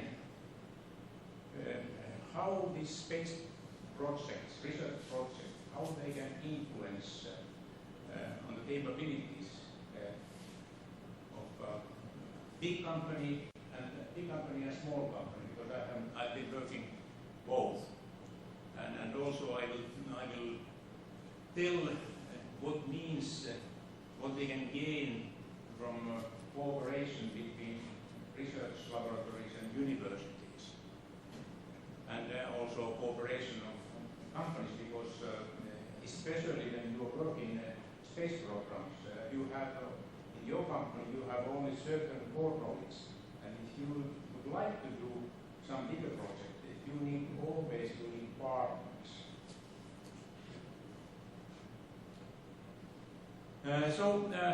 Going a little to my personal background, I specialized rather deeply in gas field detectors in my PhD thesis, and those were needed in industry, because our instruments, they had to work in a harsh environment. And I published my results, and I had we had no research on this time in industry, not in university in regards to the research. So I had a lot of contacts abroad. And for example, I met Professor Novik from Columbia University already 77, and Tony Peacock from ESTEC 78 at some conferences. And we discussed my detector. I had no idea to participate in any space projects. Then happened so that I was contacted by Helsinki University. They had heard abroad in some conference so that in Finland we had X-ray detector development. So they contacted me and asked if we could build instrument for spectrum Röntgen satellite. This was a big satellite project in Soviet Union, and idea in the satellite was so that the satellite was built platform by Soviet Union, and instruments are coming from different countries. So I visited the Helsinki University people in IKI, and I made the decision to join in this project, and it was quite a great decision, so that because we had no experience on space projects. But on those times, Outokumpu was a big company, and we had Outokumpu owned Princeton Damnatech on those times in New Jersey, and they had experience in space projects. They had built germanium detector, spectrometer for Mars orbiter, and they had other this type of projects. So they had some people who knew space programs, and also they had high-level production of germanium detectors and silver detectors on those times. So, and let's go back to this, and this the reason why I decided to start a space project. So the basic idea, how I understood on those times, and that is still valid, so that we can develop some leading-edge technology participating in space programs. But of course, you have to take those technologies in your area, or what you really need. But also, when I made the decision to join the space project, and I came to Finland, I have felt myself so alone in the beginning, because immediately I found out what is always true, so that in industrial company it was more. You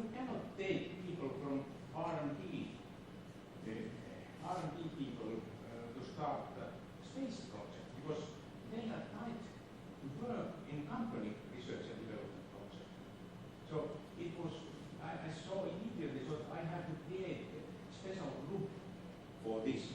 Of course, this group should have cooperation with company R&D people, but you must have separate group. And so I had busy times to start to find good people for this. And I started to hire people, and around a short time, because this was big company, this was possible, so I hired about 10 people, including those Americans. So, because this project was very big. And so, also to educate people, I was very busy also to educate people, so that I sent several people to the United States. For example, Mr. Seppo Nenonen, Marcos certainly knows him, so I had contact, so I managed to send him to Space Science Laboratory, MIT for 1 year, and I sent 2 people, or 3 people to Princeton Gammatech, and 1 vice and 1 year in Brookhaven, etc. So people got a lot of education. Seppo is now leading this detector team in Oxford Instruments, so company at the beginning was older.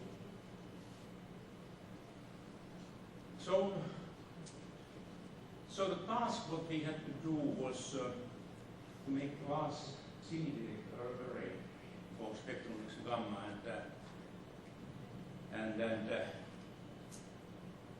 so in Finland we had not solid state detector knowledge on this time, but I knew so that we need solid state detector soon, because gas detector will go over. We had because I studied those rather thoroughly.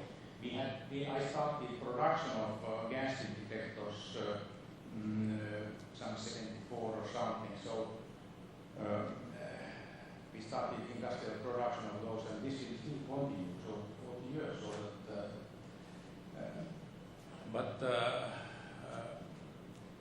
I saw so that semiconductor detector, they will replace gas detectors, which has mainly happened.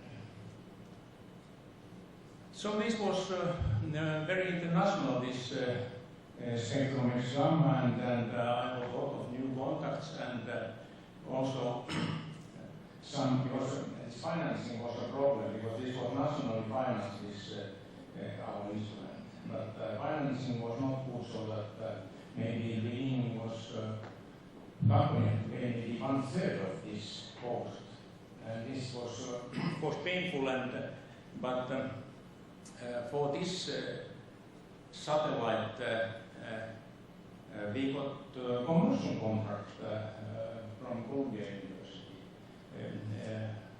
This Americans and the Italians, they had a common instrument, X-ray polarimeter, and Bognovi contracted gas detectors to us, so we fabricated for this polarimeter those detectors.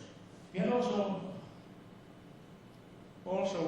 other work for this, because Danish Space Research Institute was responsible of gas detectors for this, and I started.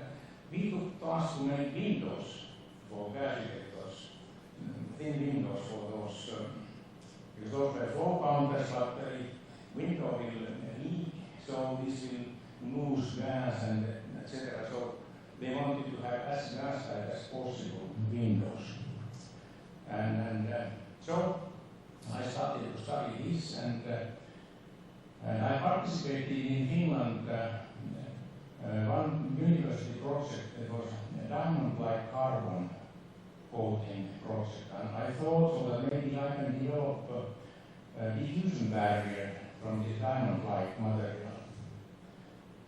Unfortunately, this failed, so that I never got a diffusion barrier from diamond-like coating, but those failures, they are not always disaster like this. So the coating technology itself was very good, and then I proposed to Outokumpu and this funding organization so that they should together found a new company, because it's possible to commercialize this.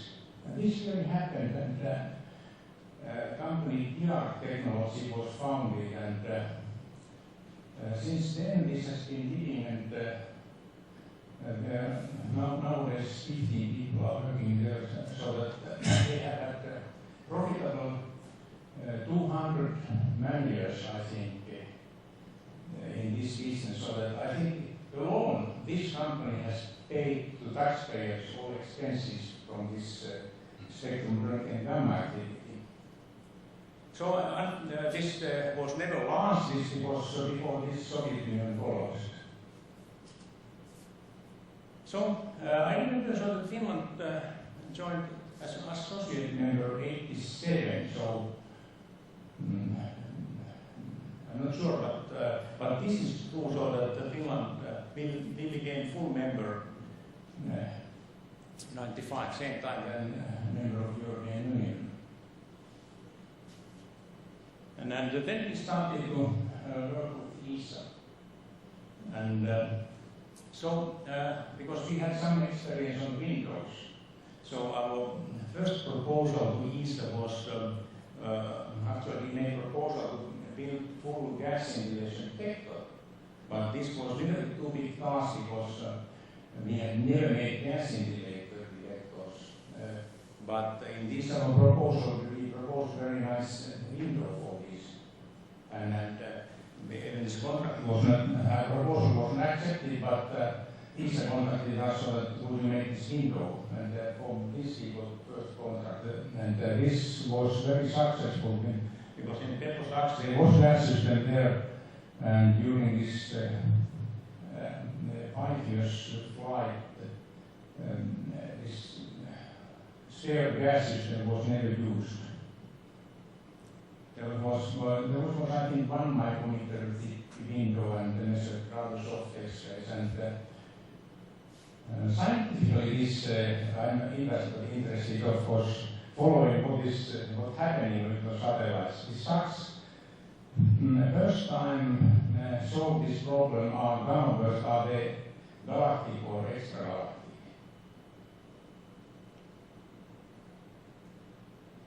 So this was this resonance filters. So later we got several commercial contracts from United States and Japan because our technological readiness level was much higher level in gas detector than in semiconductor detectors. This was the reason why we got many contracts. So when Seppo Nenonen, when he was in MIT, and he saw though that they are developing Oskai monitor there, and they had ordered from US supplier a wire detector for this satellite. And so Seppo said so that we can make this Finland. And so they asked us quotation, and we built the prototype, and this was ready for American supply. And so MIT rejected this US supplier, and so we built those wire chambers. And I don't know if they operated anymore, but they operated very long time. And then how this, because this science community is rather small. So when MIT in Japan is so that we are making a detector for MIT, and so and they heard who is making them. So we got from Japan we got also wire chamber. This was different also. Everybody has some differences, like this MIT. They used quartz fiber coated with graphite, and this was position sensitive detector, and Japanese they use carbon fibers. Now they are always rather difficult, but we had good technicians and good technology.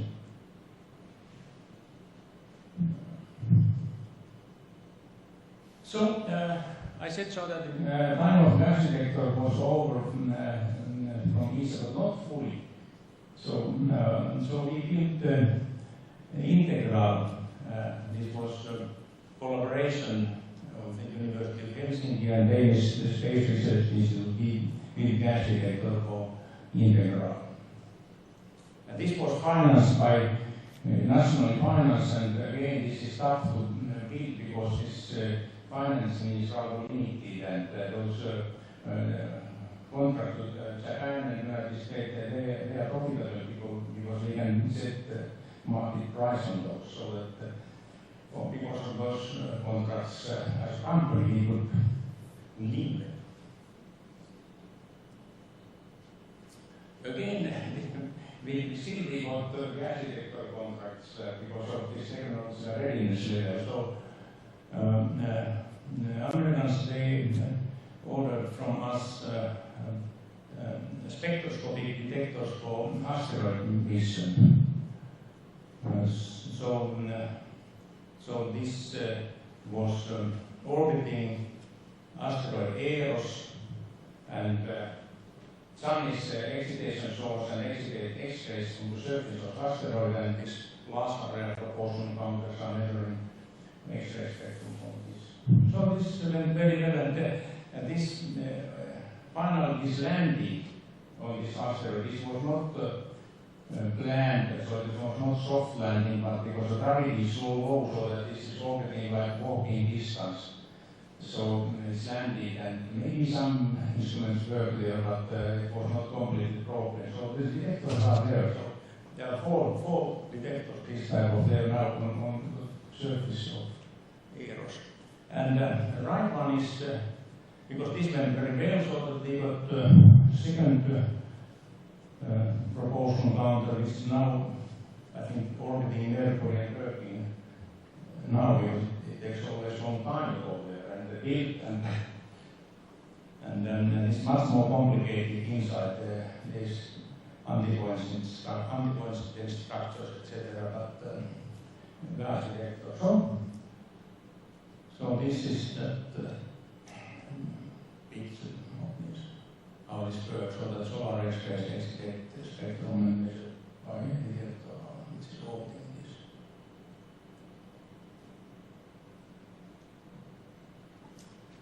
And still, this last gas detector, what we made, this was we did for Japanese space station, very large, this type of wire detectors. We are now on space station. So we had difficulties first to start to work with ESA because we had not really any hardware. But fortunately we participated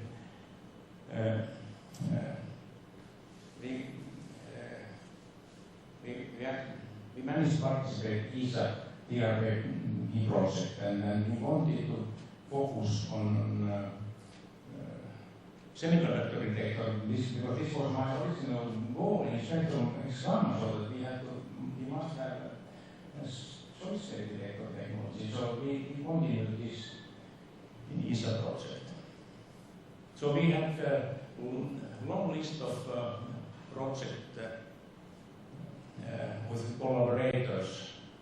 So I don't go those now through, but there is one interesting, it is mostly a semiconductor detector, but one interesting, wait a minute, which one?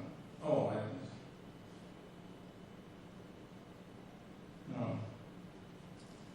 One looking, is this straight? Point at everyone. Red one.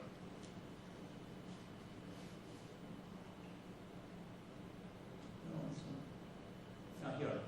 So I have to mention this this hot electron bolometer, because this is a little bit different, and we were rather early in ESA at this time. We had a security business because what happened so that our company, we separated from Outokumpu. Outokumpu concentrated only on metallurgy because it was this economical crisis in the 90s, etc. So I decided to participate in management buyout of certain businesses. And one reason was so that I had responsibility of ongoing space projects. And this was already Metrodex time, and we had also in company, we had security vision. We had those metal detectors at the airport. And we wanted to expand this so that they can see from the distance concealed weapons under the cloth. And this rather long story,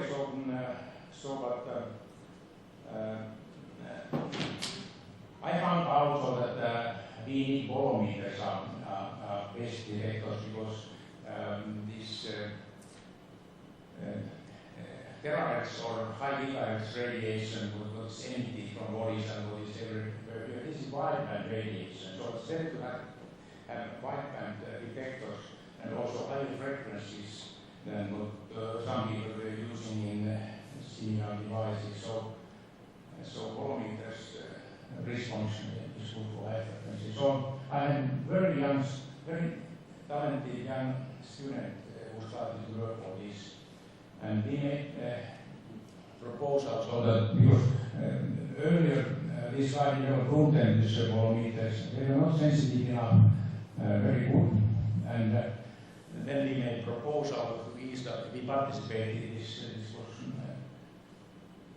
of course competition like usually, and this student he wanted to go to the United States, and he also they offered the position in Boulder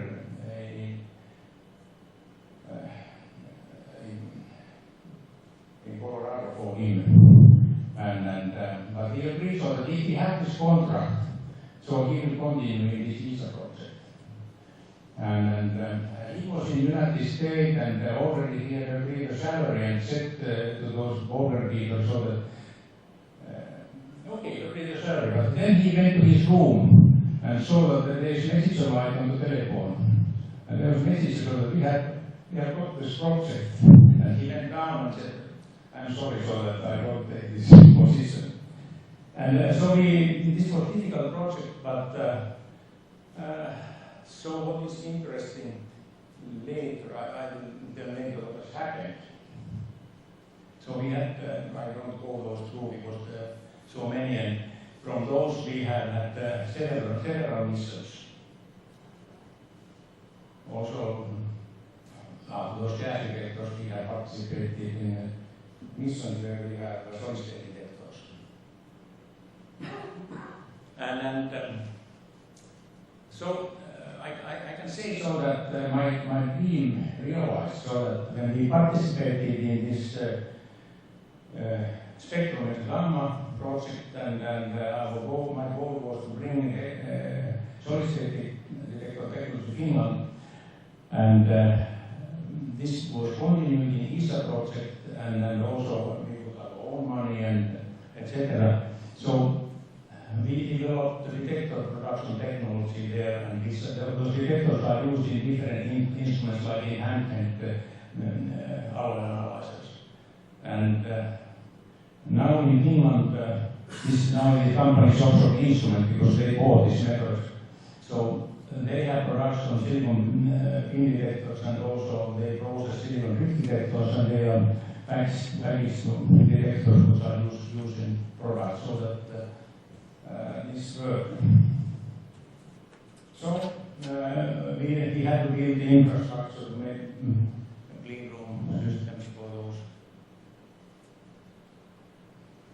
And this is one solid-state detector was Smart Fun, where we first time we had solid-state detector measuring X-ray spectra from sun.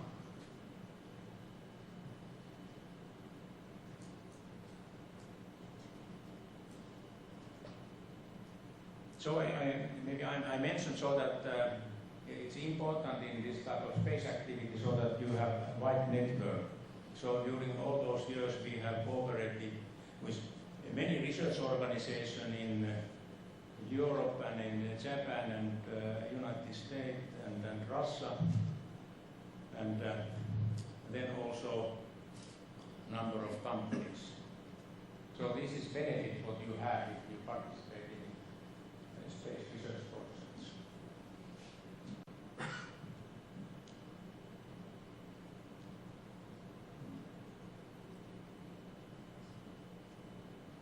So now also, which is not yet launched, so Metorex has, or Oxford Instruments, they have worked for ESA Mercury mission and built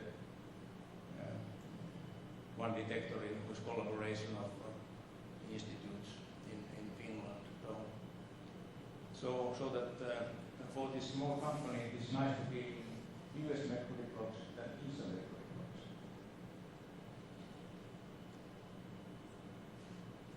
Some pictures of detector system. This was nationally funded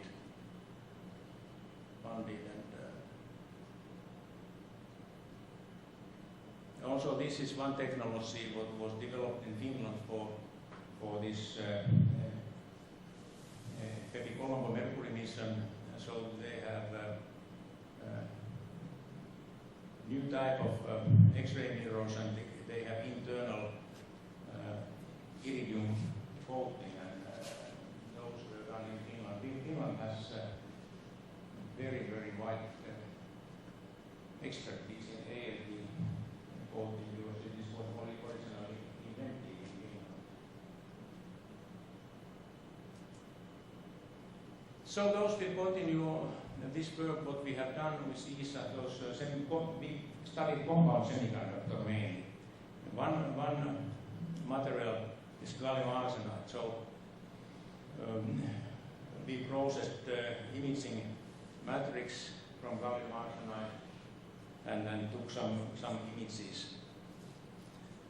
So we had ESA projects and some TECES funded projects and etc. So because some company has to find money to do this.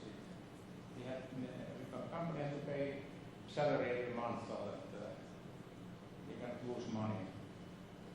So this is interesting technology. And then those are connected to those Medipics. And we have also collaborated to share. And this is spectroscopic material, this gallium arsenide.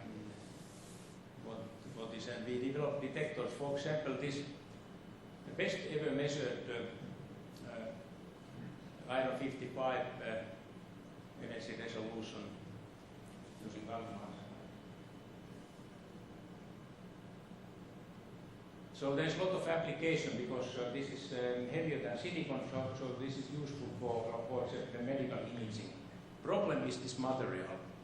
So that if you have, because this material production is very difficult. We got first samples we got from Russia, from St. Petersburg. And but this work continues. So far, as we have now investing even much more in Finland than originally by ESA. So at VTT, this is State Research Laboratory, and Aalto University, there is a project going on. They will build reactor to grow this material. So there is industrial partner, this Oxford Instruments Analytical, and then PlantMed is a big company making medical devices, equipments, and also POSIVA, it's storage of spent nuclear fuel. So this will continue. This funding was for those years, but it is not stopped. Okay, so I've got some things how this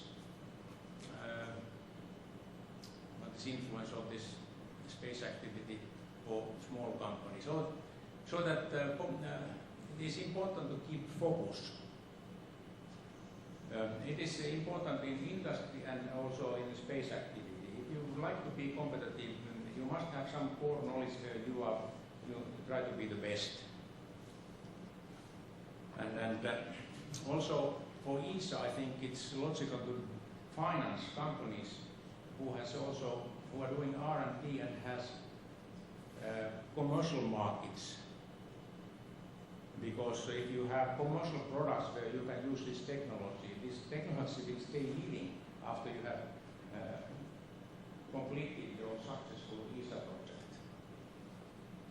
So this ESA can use this technology when it's needed. So company cannot be dependent on space project. Now I have two examples. I already had this diamond coating company, which was like a spin-off from Fairy. But this Oxford instrument, this can be a good example because without space programs, there wouldn't be any detector production there. Now there is a company making and a lot of people working there.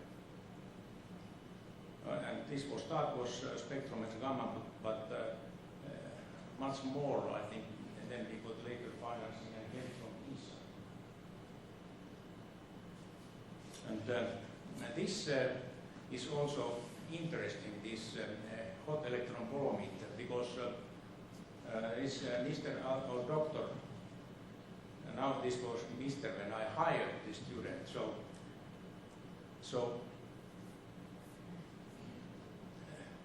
so he has continued this work first at the VTT and also later, I don't know what contract, but he got some DRP contract with VTT later, and he decided to found a company. He stepped out from research institute and started a new company, and he has now an interesting terrace camera. This is different from Star Tiger type. This is completely passive type of device, and so that using this camera you can detect from several meters what is hiding inside globes, and then there is 3 different frequencies. It's outside. It looks like very simple. It's on the floor. It's a bad picture, but you have only nice cylinders standing on the floor. There's cable going somewhere because those detectors are superconducting. So somewhere is compressor, somewhere, but it doesn't keep very big noise. But this looks like the aesthetic type of cylinder, maybe 2 meter long cylinder. All high technology is inside there. And then this will go to market this year. Yeah.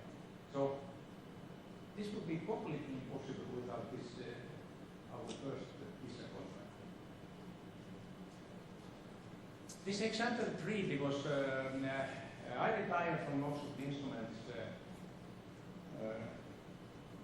2009, and when I was retired 3 months, I thought that maybe I could do something, and I proposed to ESA first ITI project was Oxford Instruments and Aalto University, and I got financing, and later this was continued by second phase, and results were so good so that I decided to found a new company, and I have 5 partners from Aalto University. I'm chairman of this company. They are young, those guys, and we are working in VTD. We rented from the university one laboratory. We can use this whole semiconductor processing facility. And what we are doing Windows, and like Marcos said, so that now we can benefit from this all what is developed for MEMS technology, silicon MEMS technology. So Windows are developed using this signal processing technology and MEMS technology. Without those high investment, it's completely possible. So we can now make even 20 nanometer silicon nitride Windows, which will stand 3 atmosphere pressure. So, but those we have commercialized those small windows already, and this year we are selling by more than €1 million of those. But we will continue with work with ESA because we would like to make glass vapor sites, and we have changed to make more advanced technology for this. So this is, and we didn't need any other external money than what we got from this ITI finance. So rest we have got from customers, and already I think society has earned by taxes all this money back what was invested.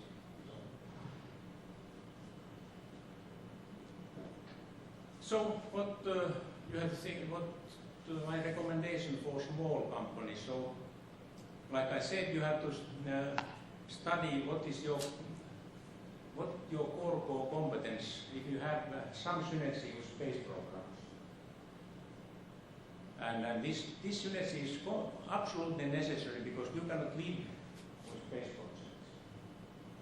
And then you have to discuss with ESA professionals so that how to have access to those technology programs. Because it's better to start those, because you cannot start from flight deliveries. And this educate and hire people for those. You can use those technology programs to educate people and hire people. And also nowadays it's easier, I think, to also educate people by using EU money, and there are some student exchange programs so that you can send people to abroad different universities. It was not so easy 20 years ago. So and by this way, when you send people research laboratory and you have partners in those research programs, you create good network. Because absolutely you need partners. We couldn't do this, those low temperature detectors without the University of Jyväskylä, because they had very good low temperature group. And also when you are working with ESA, so you have to learn to write proposal, and because this for companies this has appeared sometimes difficult because they don't want to do this. If you can do this, you can ask partners. They accept it if they don't need to do this. But it's not too difficult if somebody has to dedicate for this. And this I said so that the space activity, this in small companies should be. This is a guess number, but less than 20–30%. Because otherwise you have difficulties. Because if you have a project and it might take a long time before you have second project. Those gaps are definitely what you are paying in salary every month. It's better to have some other business company, and this is just addition to your normal business if you have space contracts. But if you have this technology, you will have also contracts from space activity. Because you cannot lose money, because a company, they don't stay living if you start losing. So it's very important, and it always takes a long time because profits come from space projects. Usually this is too long for many industrial managers, so that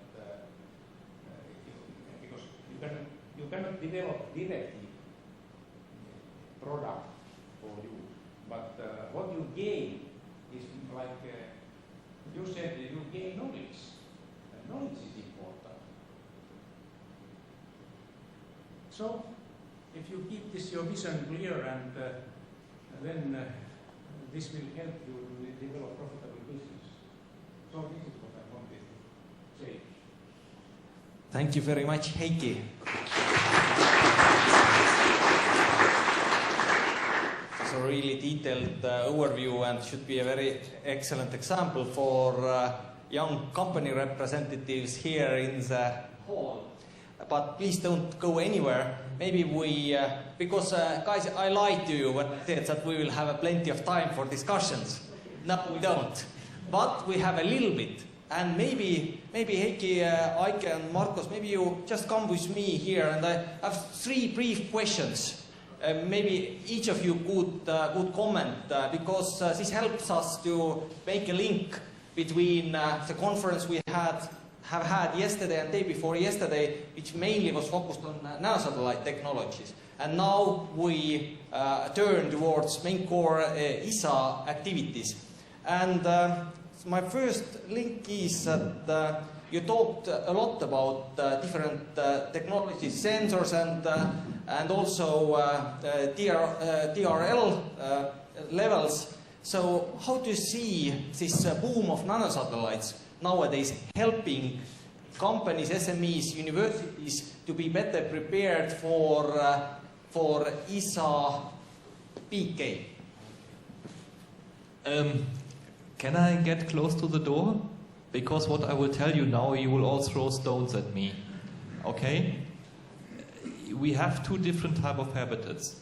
One are the very big typical ESA missions, because we are talking about a lot of money here, okay? And a single failure in a component can bring down a satellite. Marcos was talking about 1 billion science missions. I can give you another example, MTG, third generation Meteosat. The whole program is 3.4 billion, 6 satellites. Nano satellites are very good. Nano satellites will help you to learn something. But do not expect that what you can sell to a nano satellite, you can sell to a very big satellite. That is simply not going to happen. I mean, the first thing that is that a project manager comes and say, where's my documentation? Where has this been qualified? Where's the setup? And so on. So we are talking here about 2 completely different type of habitats with 2 completely different type of objectives.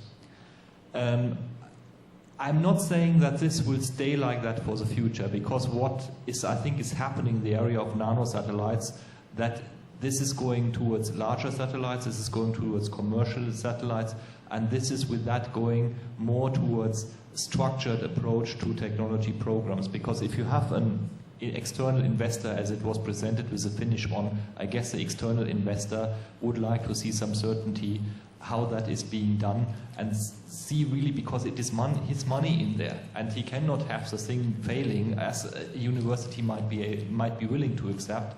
So I think that will in the future move towards each other. But at the moment, the nano satellite business and the traditional satellite business are 2 completely different habitats, and the walls between that are very, very high, with the exception of the exchange of people. I think that's something very important. It was said our objective was to educate the best engineers in the world, and we can only educate engineers in the world if they're really able to build a satellite. Well, as a student, you will not be allowed to build a 1 billion satellite, so that's quite clear. But a nano satellite, of course, is a different story. You will be allowed to work on it, you will gain some experience. But in a commercial context, there is not much exchange between these 2 worlds. Thank you.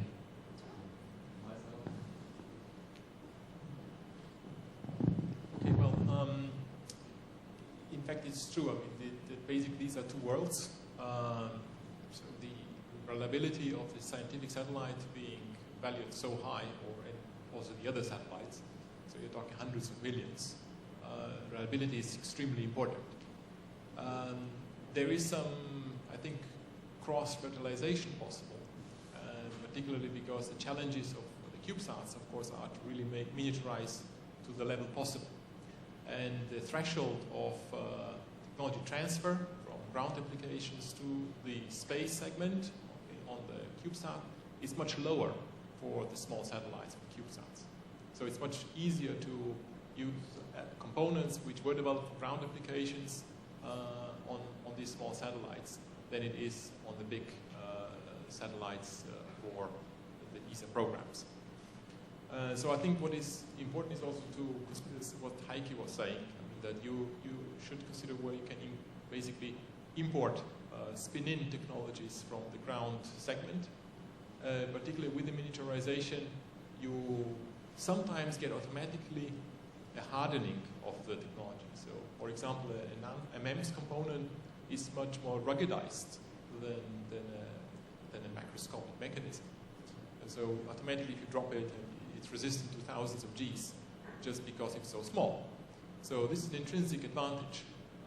Another intrinsic advantage can be that you potentially have radiation hardening because the components are so small. That means that you can embed it into a shielding at a very acceptable mass penalty, which you cannot do for any large electronic boxes. So if you carefully select the components in view of potential applications also on larger or high reliability missions, then this could actually benefit a lot also the science or robotic exploration programs. Particularly the second one, so robotic exploration and also planetary science missions, the mass penalty is extreme. That means if what we put on the launcher and what we can actually land on a planetary or lunar surface, there's a huge overhead in terms of what you have to launch from ground. Therefore, you have an extreme drive to miniaturize your sensors and your systems that you need on the landed element, be it a rover or a landed station, or even in some orbiters. So if you have now the Jovian Explorer, there we will have to have extreme shielding to survive this radiation levels. That means it is extremely useful if a sensor can be made more compact. So it has to be a clever spin-in, and in this sense, I think it's very useful. Besides, of course, all the educational value of CubeSats. The science program, as I mentioned in my talk, does not contain small sats. Our small missions are actually not small missions in your language. They are still, missions of 200 kilograms. They contain traditional systems, traditional payload. And they cost also 100 million or 150 million in total. But it's a different world. So it's a world also that we would not like to compete. For that reason, it's a declared area where we are not meddling. Because this is an area where member states can easily do projects on their own. Even as we have seen today, very nice, very interesting projects can be put up by even universities. So these are very nice projects. The value should not be overseen. So they are extremely important. And say clever spin-in is, I think, a good way to transfer into the more established missions. So I cannot say much of small satellite, but in doing that, we have tried to spin in certain technologies to the space application and to work by this way, so that of course I like those ESA guys, but I don't want to be dependent on them. so that by this way, this is relationship, so that we can discuss what we have for industrial markets, and then we discuss how we have to modify or test or etc., so that this can be applied for space applications. So this is a little bit what you said. Another question is also very kind of close to our hearts here in Estonia, and it's very technical. So in your experience, how do you see correlation between the existence of national space programs and success of companies or institutes from that country participating in ESA programs? Can you clearly say that the national space program will strongly support the competitiveness of the players? This is true. Yes and no. It is true that the strongest player within ESA also have national programs. And having a home market, of course, contributes to having a strong space community. This is quite. On the other hand, we also have players that do not have that. You do not necessarily need to have that. So if you take a look at Belgium and Switzerland, they do exactly the opposite. Belgium and Switzerland do not have national space agencies. They put all the money into ESA. That is possible because of this optional program model. I mean, with the optional program model, it's essentially an a la carte program. So you select what you would like to participate to, and then you do it through ESA. That is almost like doing it in a national space agency, but you save the money or the infrastructure of a national space agency. Nevertheless, if you have, of course, a national program, let's take France, they launch every 2 or 3 years a national satellite. That helps to the overall competitiveness. But it is not absolute mandatory to do that. But I think one thing that has to be understood here in an ESA context, if you really become a member of ESA, you do not have a strong national program, you don't do many satellites here, you need to have money available for optional programs and to have it available for optional technology programs to make up for the gaps that would otherwise be filled by your national funding. So from a small industry point of view and a little bit bigger industry point of view, I say though that those are very useful, those national projects, because like I said, I hired a team of 10 people to do space projects. So and those gaps between projects can be deadly, so that it's good to have some little bit longer term national project, like national funded project, like we had this Spectrum Excam and Pepi Colombo and Participators Integral. Rather expensive, but and also in those projects we have collaboration with universities, so that this also made us stronger in the long term. Yeah, I think it is important to have a focal point in each country. So basically have a counterpart, the ESA knows to whom to talk to, and also the national entities, be it now industry or research institutions, entities, know whom to contact. And this focal point should also be aware of the national interests, of the national capabilities, and make sure that information is flowing also on the national level. So it is important. However, it doesn't need to be a space agency, in my view. We have very good examples in our member states who do not have a national space agency, like Finland, for example, or say Switzerland is also not regards ESA as their national space agency as well. And they are the first country to contribute to the first small class mission in the science program. So that all works. It is important to kind of also have the contact to the political world in the country, to ensure that, of course, the corresponding budgets are made available also for what Heikki mentioned, this, additional support you need, because you have to have also national investments.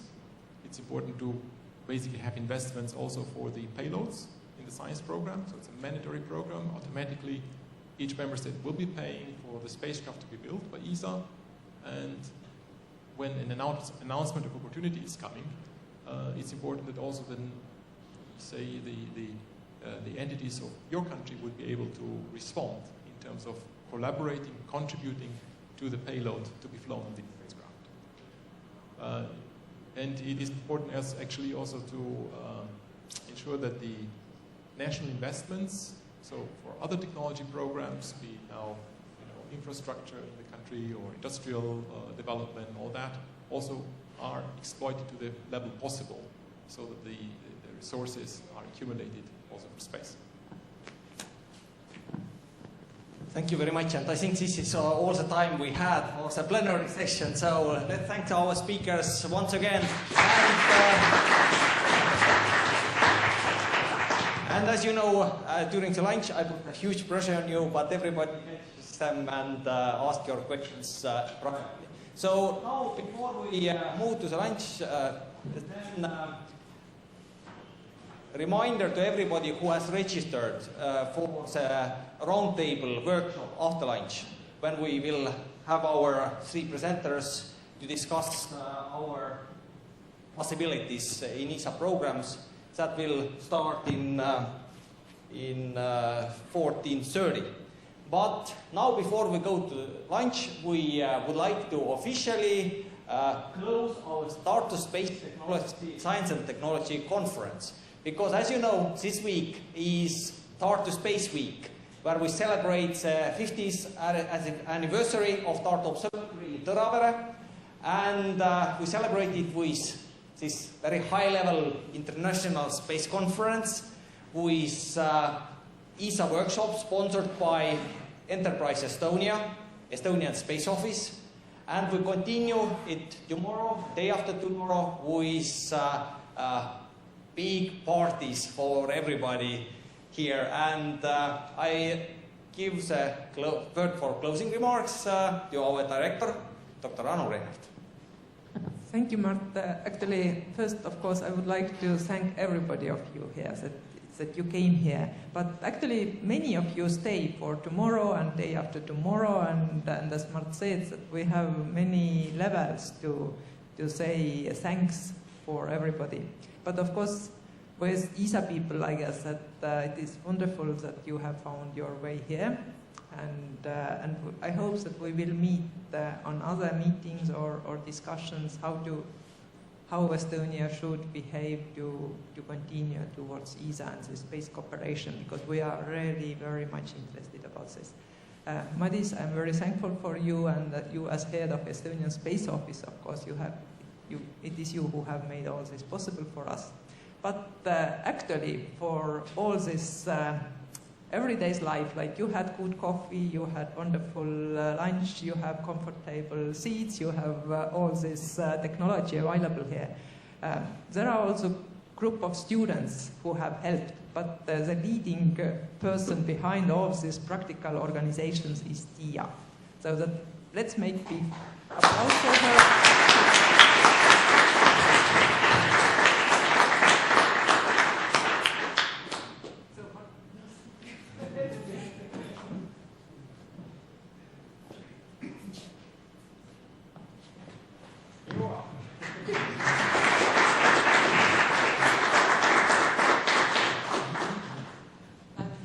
Please, let's go to lunch and then we continue.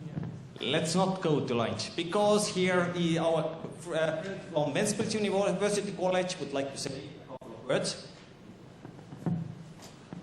Thank you. And at the beginning, I would like really thank for excellently organized conference and events and very fruitful discussions. And we got a lot of new ideas and fruitful, I think, cooperation opportunities.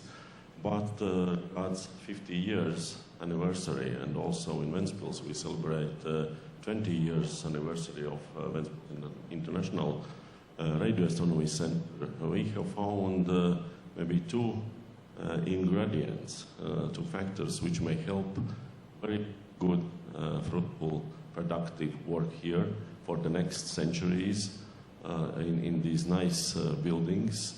So to continue the good traditions which have been well transferred from center of Tartu, I will introduce one ingredient, and let's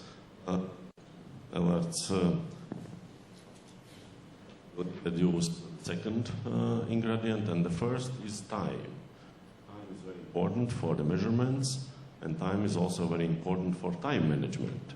So we would like to give small gifts. One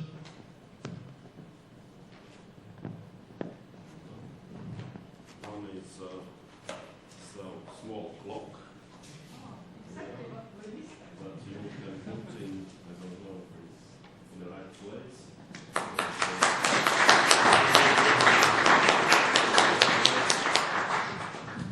And the other ingredient is sun sensor.